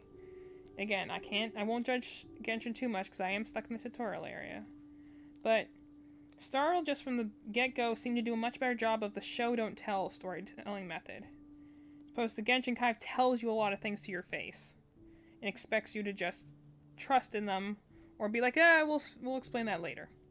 Which is kind of a symptom of a tutorial area, first area. And like I was talking to the DZ on here yesterday. I can forgive a bad beginning more than a bad ending. So, could be just that Mondstadt is a sucky region, which is unfortunate because it seems like a cool place. And it will get better once I get out of there. But there's also, again, that fear that I'm like, I know, Zhongli's in the second region. So as soon as I finish Mondstadt, I can go into that region where he's at. And I'm one hand want to see him because I think he's cool. And I heard his voice for the very first time when I pulled him as a character. I'm like, actually, you have a really cool voice. But I'm like, I could listen to you talk for a long period of time. But, the fear is obviously that, okay, I'm going to learn, the actual canon of this character, and he's not going to be I'm not going to like him anymore. There is that fear there of, I really like this one thing, but then once I learned about it, I'm like, actually, that's not for me, and it's not either boring, or I don't like it as much, or stuff. So there is that fear about your, it's kind of the same things if you really, really like a property, you won't go looking for, nasty reviews about it, because one, usually there are things that you're well, you don't want to go look for a review that disagrees with yours, but sometimes, there are certain, properties that I've gone and, watched. The reason I've never looked for an online review of, Persona 5 the animation is because I love Persona 5 the animation. And I know a lot of people online hate it, so I don't want their negativity poisoning my opinion of the game. Of the anime. So I just don't go looking for it, and is somewhat the fear with Genshin Impact of I love this thing now. After seeing what it is, I hope my opinion does not change. I hope I still love it afterwards, because if I didn't, then I'll be like, well, now this game's done two horrible things. Not only is it a boring game to play, it made me hate things I loved. Oh, I need some eyes for this guy. Got a Fredbear head right there. Gotta put some eyes on him. See, it's good we have these chats, because I can crochet very fast when I'm talking. I also just know this pattern very well at this point. I've made many of this pattern. Because there's so many Freddys to be made. Thank you, Scott Cawthon, for making 50 variants of Freddy, because it means I always have something new to make. Okay. 1, 2, 3, 4, 5, 6, 7, 8, 9.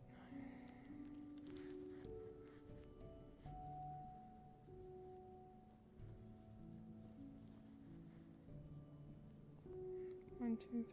5, 6. Three, 4, 5, 6, 7.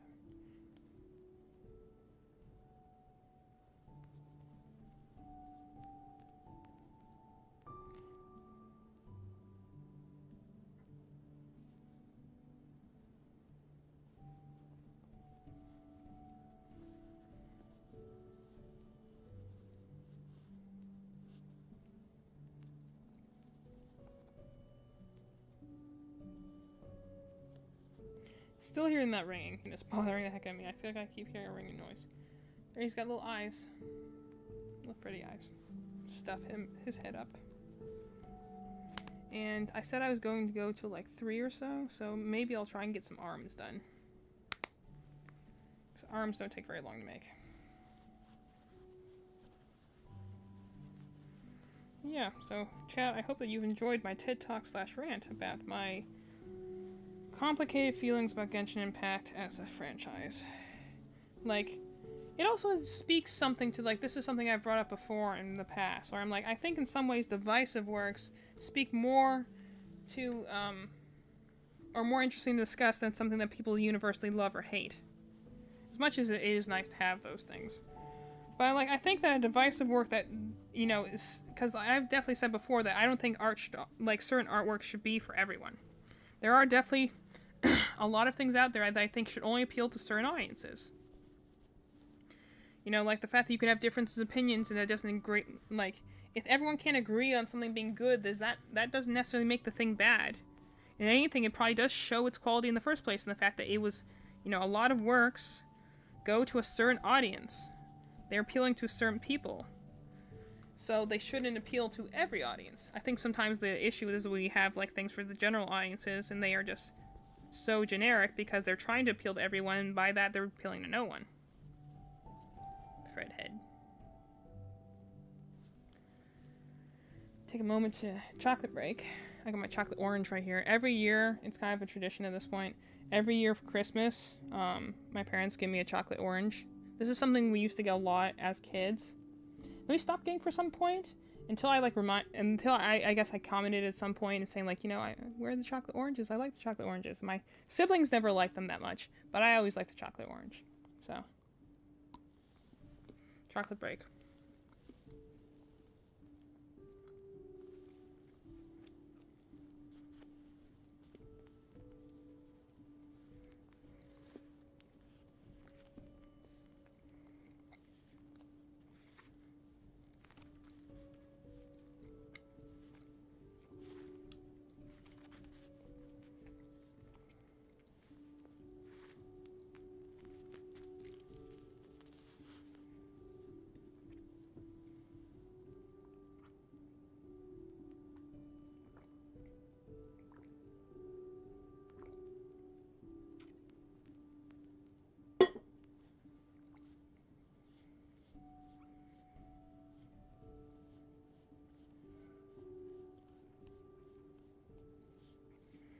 Alright, let's get some arms done. I think I want to try and end somewhere in the region of 3. So I think I'm going to try and do these 2 arms. And after I finish the 2 arms, we'll call it after that. And I will actually end it this way. My dad gets on me all the time where he'd be like, I will go and say I'm done. And then I'll continue going for another 45 minutes. Which, yes, I know I do that. Because, I'm easily distracted, and I can just like if I start talking fast, sometimes I'll lose track of what I'm saying. So sometimes I'll mention that I'm about to leave, and then I'll forget that I said I was going to leave about 15 minutes later, and next thing you know, I'm there for another half an hour.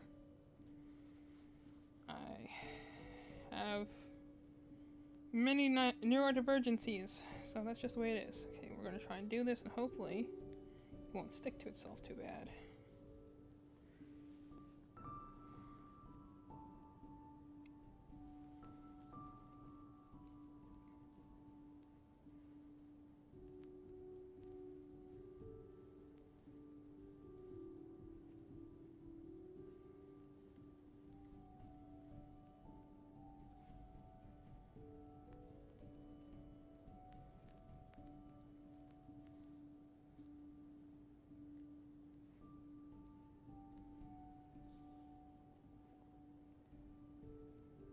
I will say there's one thing that if anything else fails, I've gotten a little more skilled at is magic rings with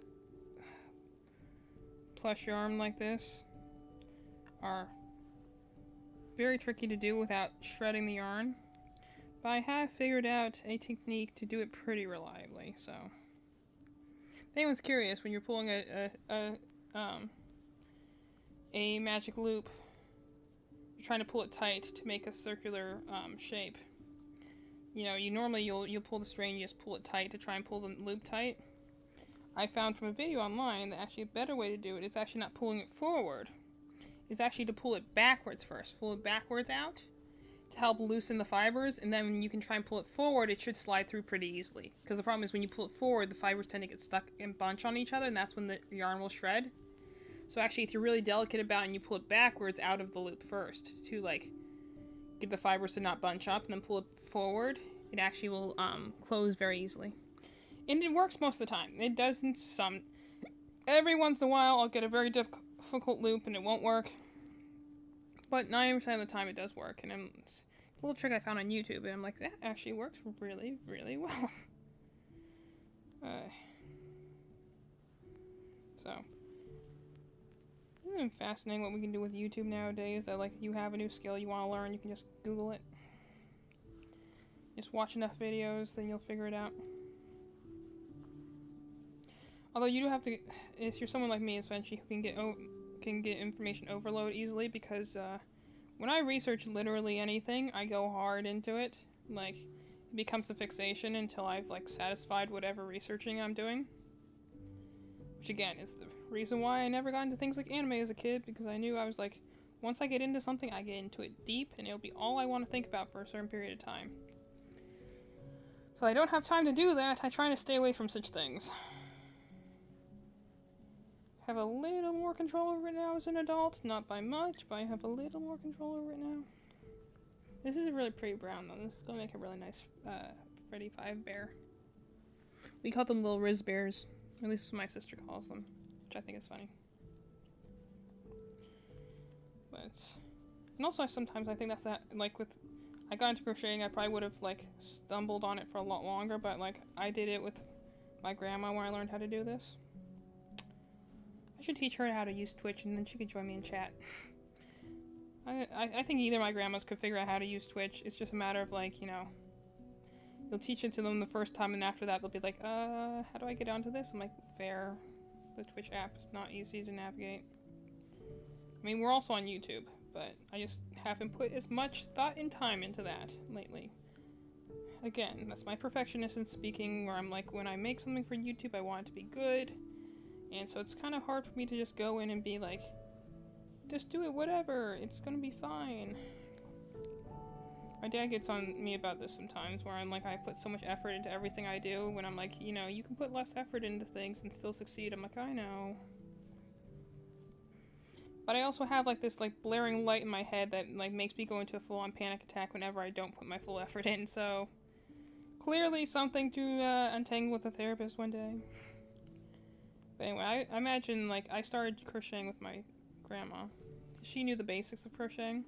So essentially she went through and like I had all these different tutorials and she's like, you know, which one do you want to try? So we both tried a whale together the first time and we got yarn, we got hooks, you know, like, and we just watched this video tutorial bit by bit, and I don't know if like, I watched them before and I was a little bit more confused, but like when there's someone else there doing it, I don't know how I do it, but I slip into like teacher mode and suddenly I like interpret things way better. And learning things for the sake of teaching others for some reason is a way easier task for my brain. I don't know, I guess it makes it like the translation process is a lot easier because I'm doing it to help someone else, and like it's hard to help yourself, but usually it's way easier to help someone else. 2-4. So like I caught into it a lot faster that way, and it wasn't like instantly good. Like I look back at that, I still have that whale there. I didn't want to keep it because I think it looks ugly, but my sister and mom insist I keep it because the show of the one thing that I made first to essentially show my progress of like how I'm coming as someone who crochets, and I can kind of understand it from the sentimentality of that. But like, we did it and we finished it and it was pretty good, and then we were ready to start like on other patterns, and after that I just kind of, I don't know, I kind of went with it. I started doing a lot more self-starting on projects, and you know, like, and sometimes we would just sit downstairs, and what we do, and like I was kind of mentioning in the other stream, like we would just sit there. I would put on the Detroit Become Human soundtrack because that was the game that that was the hyperfixation of the time with me and my sister. And it has such good music, like, honestly, like, I would get that music on CD, honestly, and put it in the car and just listen to it. It has such good music, it's so cinematic sounding. But I would just put on the Detroit Become Human soundtrack, and the two of us would just work on our respective crochet projects, and if she had questions, she would ask me, and then, you know, every so often I would show her my progress, and I was, like, trying to do, like, a gift for my sister at that time. That was like this little dandelion, like it was a dandelion, but like a lion, because she was a dandelion for her first flight show, so I wanted to make her a gift. And you know, you just kind of, you trial and error, you figure it out. You start with the really basic projects, and then you work your way up, and like, you know, you try different yarns, different hook sizes, and then you learn. And you know, I got more and more patterns, got more things to try. And like the ones I find, like, you know, have a lot of fun making are like these little Freddy guys I make. because, you know, I can make a lot of different variations of them. They look pretty cute when they're done. So I enjoy making those, and, you know, just kind of figure something out. It's like any sort of art form. Eventually you figure out the thing that you enjoy about it, and then you just replicate that over and over again. Fortunately, unlike people who go and like make art and then sell that like as posters or acrylics or something like that, crochet is only handmade. You can't speed it up with a machine or anything like that, so it is unique in the fact that like it is always handmade. You know, you never have to worry about, was this machine made or something like that. That's one. But it also means that it's only handmade, so it means that if I ever want to make something, I do have to sit down and just work at it, which is what I've been doing a lot on this channel lately. I've been doing a lot of chat and crochet streams, which I've kind of been doing to kind of keep myself working on stuff. Because then if I'm doing this, at least I'm doing two of the things I want to do, which is, you know, stream. So I want to get a more consistent stream schedule. But I'm also crocheting and working on stuff for market, so at least I'm being productive in that regards. Because even though you shouldn't technically weigh your enjoyment like that, you know, you don't always need to be productive. Sometimes you need a rest. You know, sometimes that's not what your brain tells you. Sometimes it's like, no, you need to be productive right now, and if you're not doing it, you're doing it wrong. Okay, that's two. Start stuffing this arm here. This brains can be difficult like that.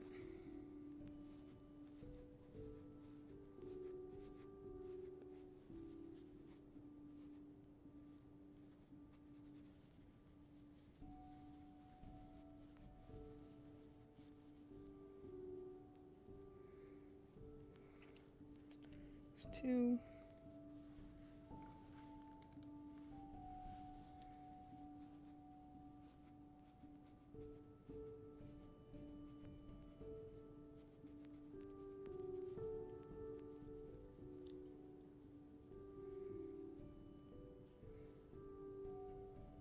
Three.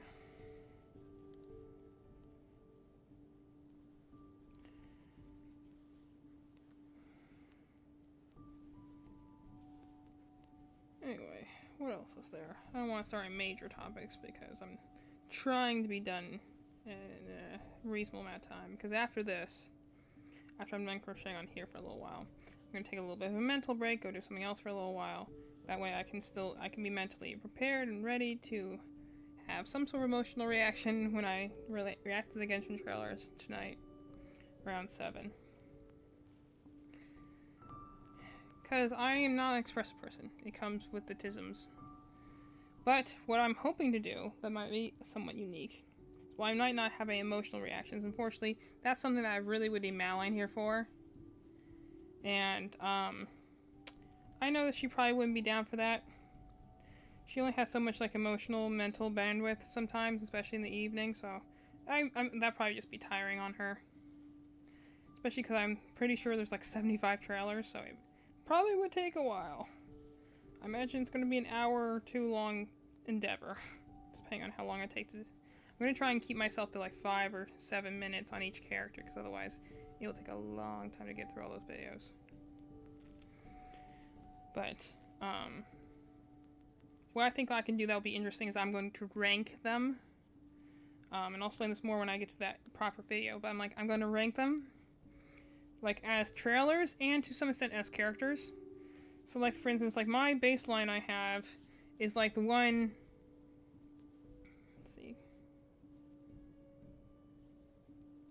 1, 2, 3, 4, 5, 6, 7, 8, 9, 10. Okay, that should be it. Okay, let me fasten this off real fast.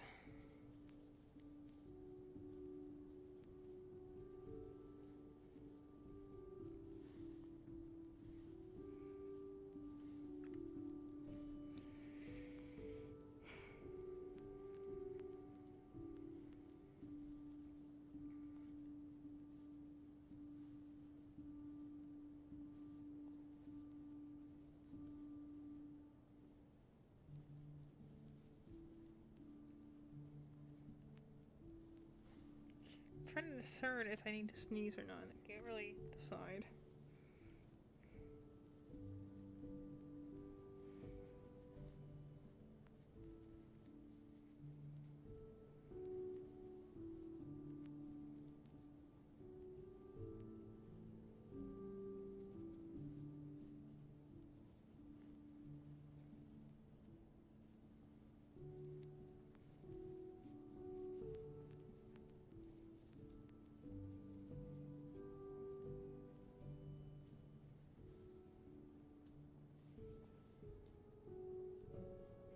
this brown yarn's being a little bit of a pain in the butt to work with.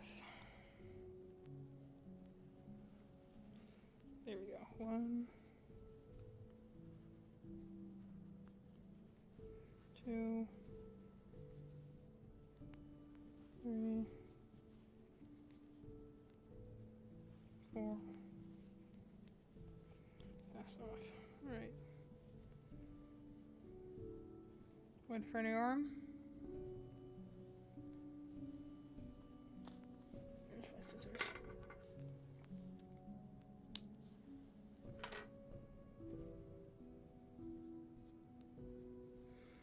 Okay, let's try and do one more arm and then that'll be that.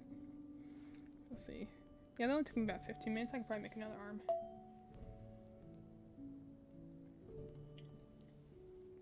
In that time. Anyway, what was I talking about? Yeah, so I'm gonna try and react to things tonight. But I think it'd be fun to do it like ranking the trailers based on like trailers, because in the end, I want to do the ultimate goal is to do a ranking / reactions to all the Star Rail trailers, because I have a lot of emotion about those. But I want to kind of do a test run first, so I'm going to try and do a couple of reactions with Genshin first to kind of set a baseline for how I want these sort of videos to go. And also, like I said, to try and get me a little bit more active, a little bit more interactive, you know, a little bit more passionate again. I love, and I think a lot of people feel this way, I love the concept of Genshin Impact. I like the ideas behind it. Like, I want to love this game. Or at very least, enjoy this game, even if I don't love it. I've played plenty of games that I enjoy, but I didn't necessarily love. You can like something and that's still fine. That's the thing I remember I've brought up in the past, is like, there's nothing wrong with being mid. It's only bad to be mid if you are expected to be great. But even then, if something was decent and it was inoffensive and it didn't do anything explicitly wrong, it might not have done anything right. Like, how many movies have we seen that are not necessarily Golden Globe blockbusters, but they're still entertaining fun? Like, as long as you had enjoyment out of it, I think that's all that really matters at the end of the day with any given property. So I'm like, Genshin doesn't have to be like a 10 out of 10 game for me. It's a gacha game. I don't expect that much from it. That's actually the only reason I praise Star Rail so much. Is like, Star Rail is a gacha game. Yet in some areas it is a 10 out of 10 game for me. In some areas it isn't. It's not thoroughly that, so I wouldn't give it overall that. I think I would give it a very respectable 9 out of 10. It takes a lot to be a 10 out of 10 game for me. Like, I have maybe on one hand I could count how many 10 out of 10 games I've experienced. But, like, a game just has to be entertaining. You know, it has to, you know, be memorable in some way. It has to be something that afterwards I'd be like, either I want to play that again, or I distinctly remember my memories playing it, you know? So I'm like, I want to accept Genshin Impact to some extent. I want to love it. I want to at the very least like it.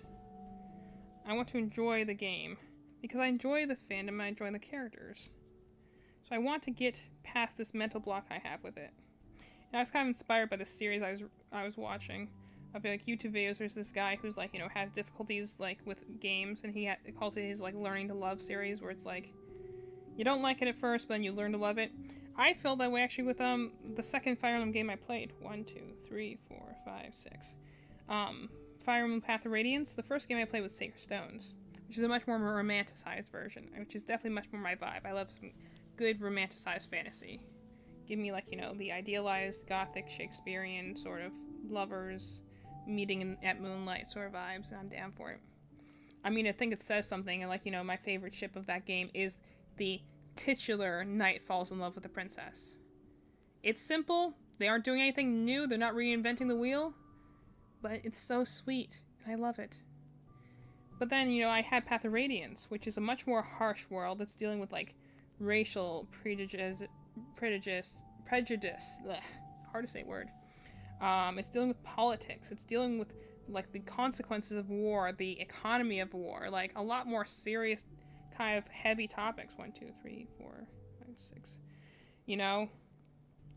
And so like I enjoyed it as a game, but I didn't really appreciate it as much as a game until I played it through like 2-3 times, and I sat on it and really thought about it and came to respect its characters.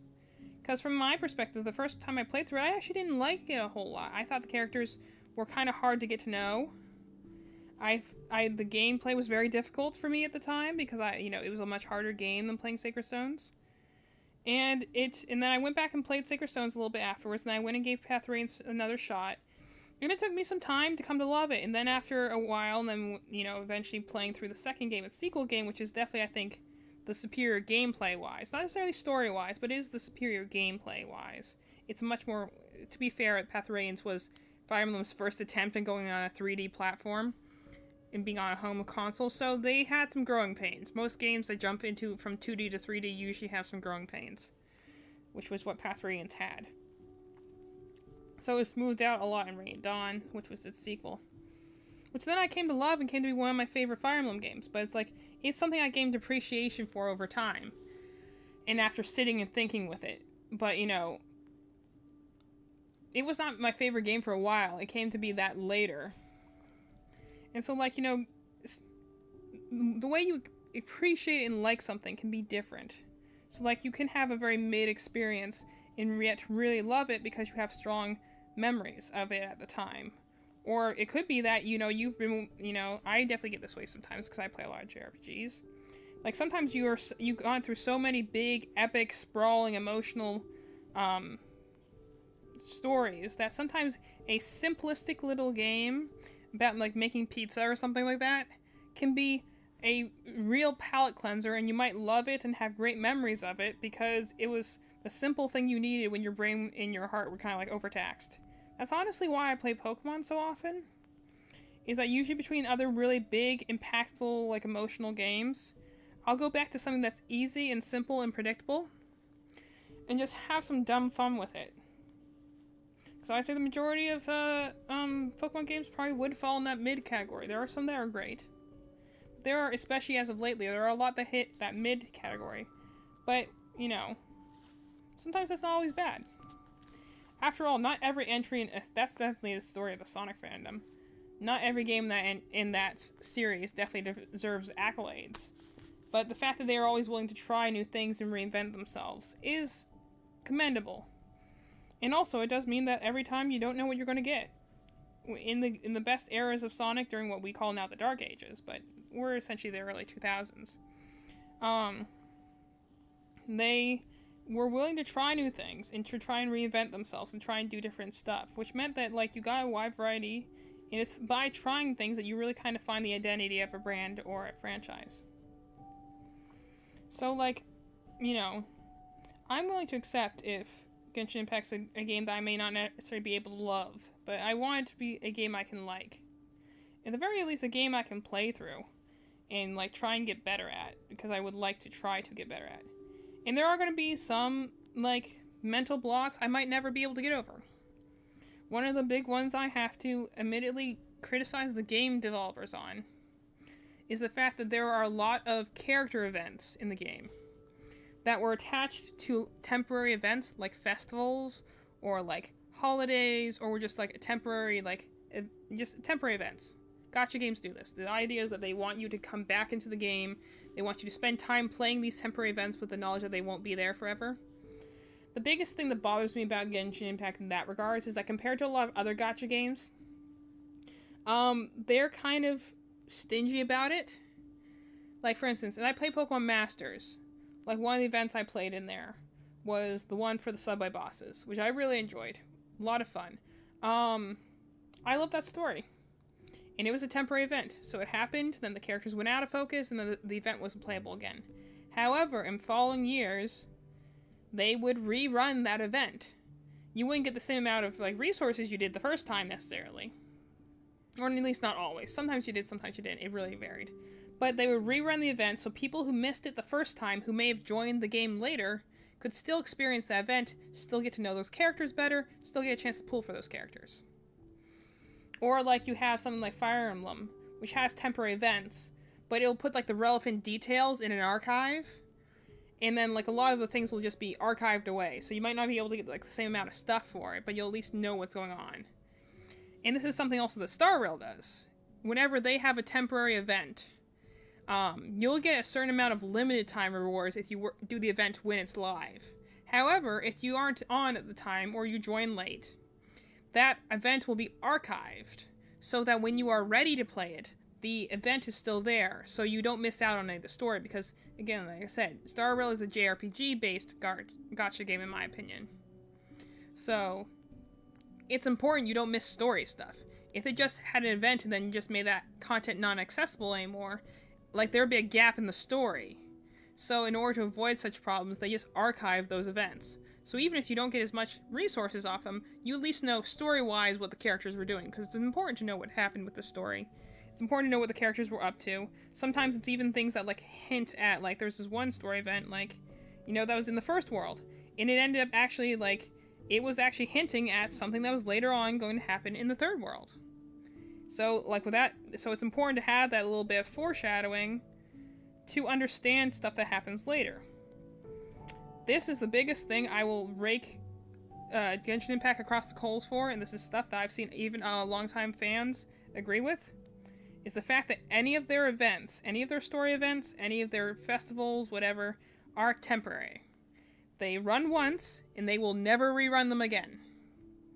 Like, they have a thing that they usually happens, like, I don't know if it's New Year's or if it's in sometime in the fall. They have this thing called Lantern Rite, which has to do with, like, you know, Chinese New Year, I believe. It's when they have the stuff in Leeway, and I also believe it's Zhongli's birthday, because I think he doesn't have a birthday because he's like an Earth Dragon god, but he just chose it a day and said this is the special day I'll celebrate myself on, which I think is fun. I always love when characters do that, be like, I don't have necessarily a birthday per se, but I'll celebrate me on this day.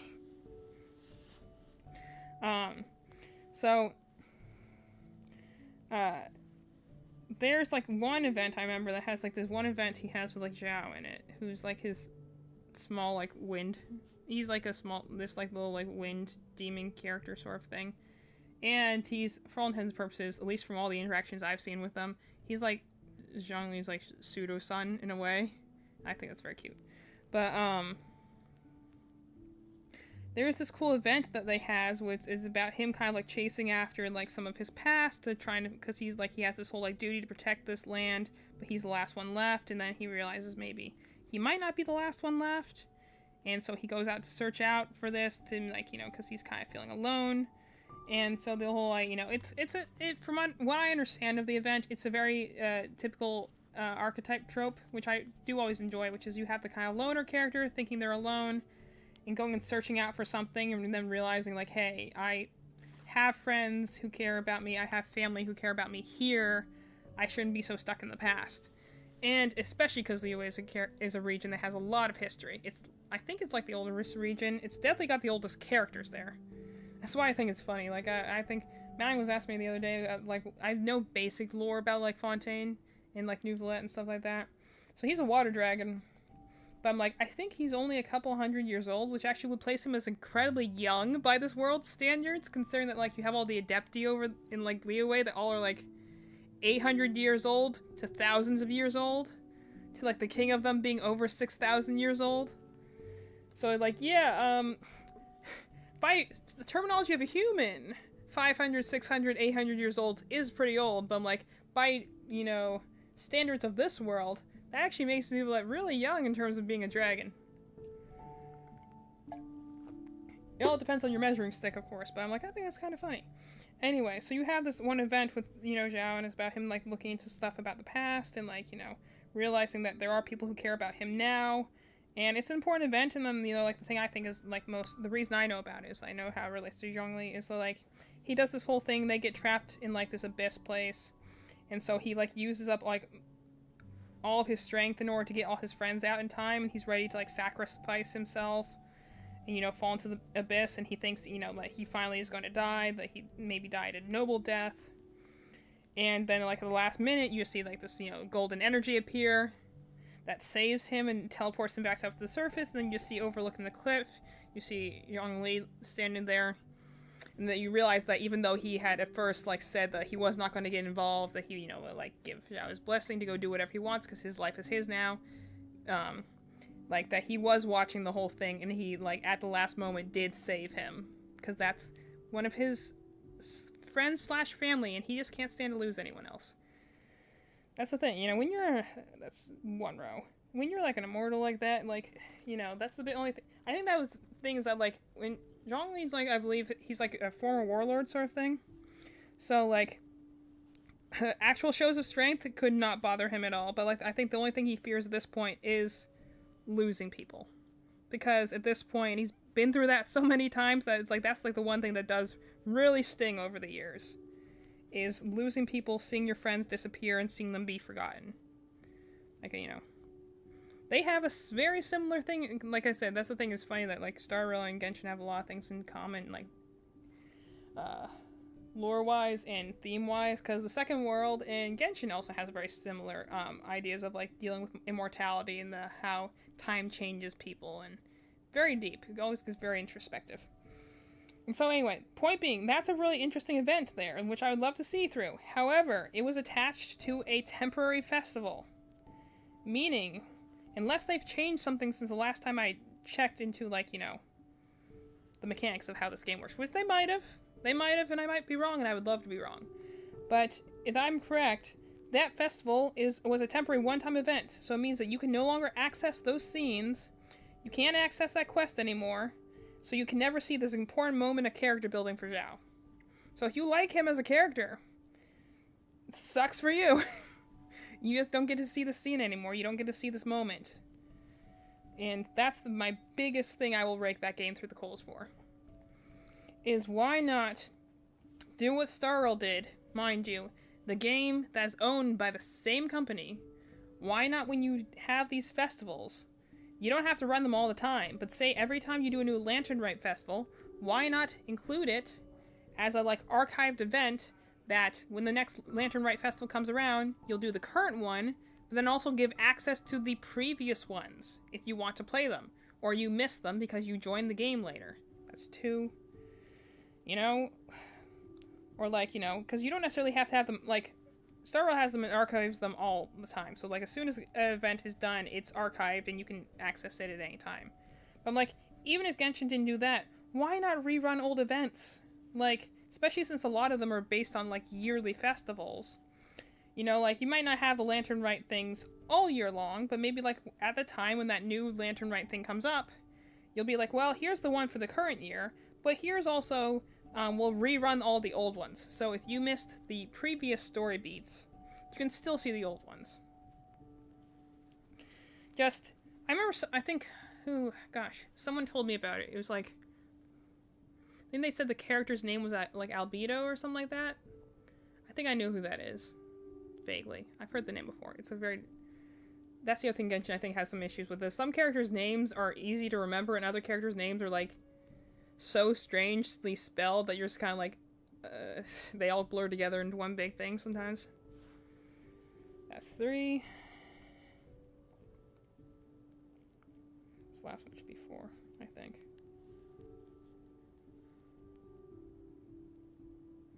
Unless that's 4. Maybe that's 4. 1, 2, 3, 4, 5, 6, 7, 8. I don't know, maybe that is 4.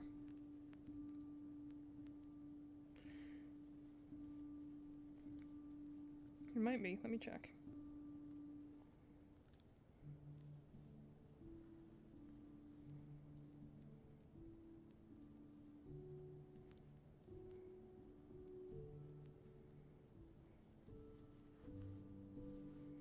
One,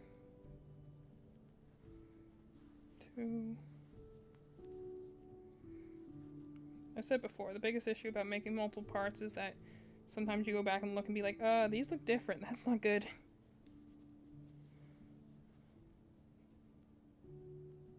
No, I need an extra row on this. That's what I thought.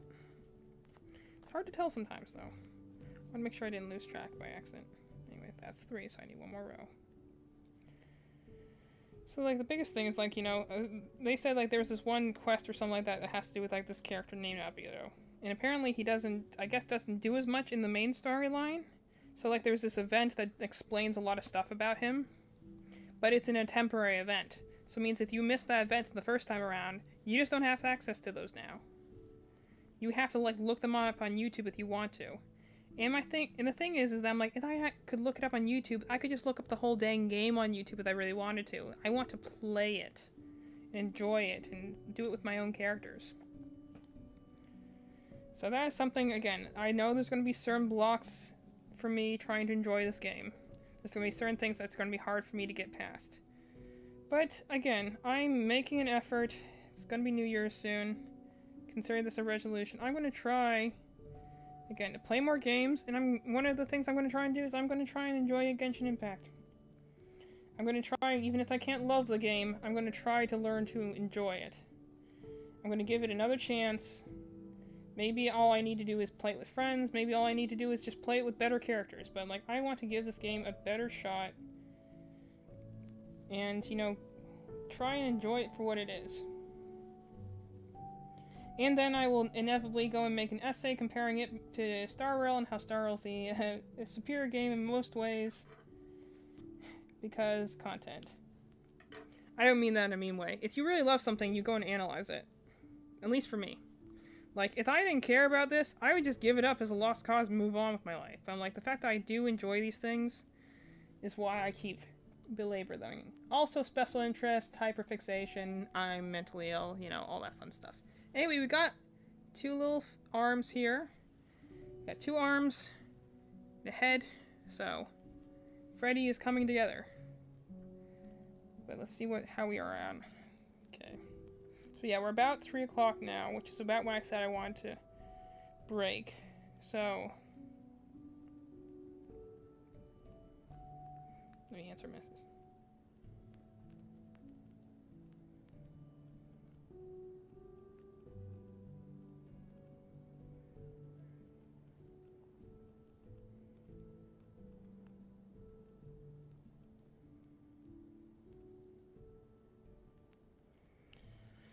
Yeah, so yeah, that's what I think I'm gonna take a break here now. I'm gonna maybe get up, get a snack. This was meant to be a shorter stream, just kind of casual cozy gaming, well, cozy crocheting, I guess. I wonder if I should I change my channel name to Cozy Crocheter at this point? But I also am doing a gamer. I'm doing a lot of crocheting right now because I have a market coming up. But realistically, I do want this channel to be largely for games. I would like to play more games soon, but for right now, it just makes more sense to me to work on work. So, last reminder, 7-ish tonight, 7 p.m., 6:50, 7:30, somewhere in the range of 7.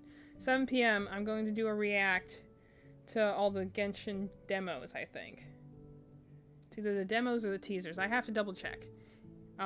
Whichever, I found a ranking list on, like, you know, rankingtierlist.com. So whichever one it is, I have to go double check and see which one it is. But I'm going to do it. I'm going to rank them. I'm going to react to them. I'm going to give my opinions on them. And I would love to have some people to converse with and give me their opinions on this, especially if they're familiar with the game. Or if they're not familiar with the game, then we can all just enjoy the weirdness together. But I'll be doing that later on tonight, so I'm going to take a break for a little while. I'm glad I was able to get some stuff done today. Glad I was able to have some chatting happening. I hope that anyone who's here and lurking enjoyed this, just has your background noise while you're working on school or work or whatever. So, that's about all I got for now. So I'm gonna get up, head off, and I'll be back here later on tonight, I think. All right, thanks for joining.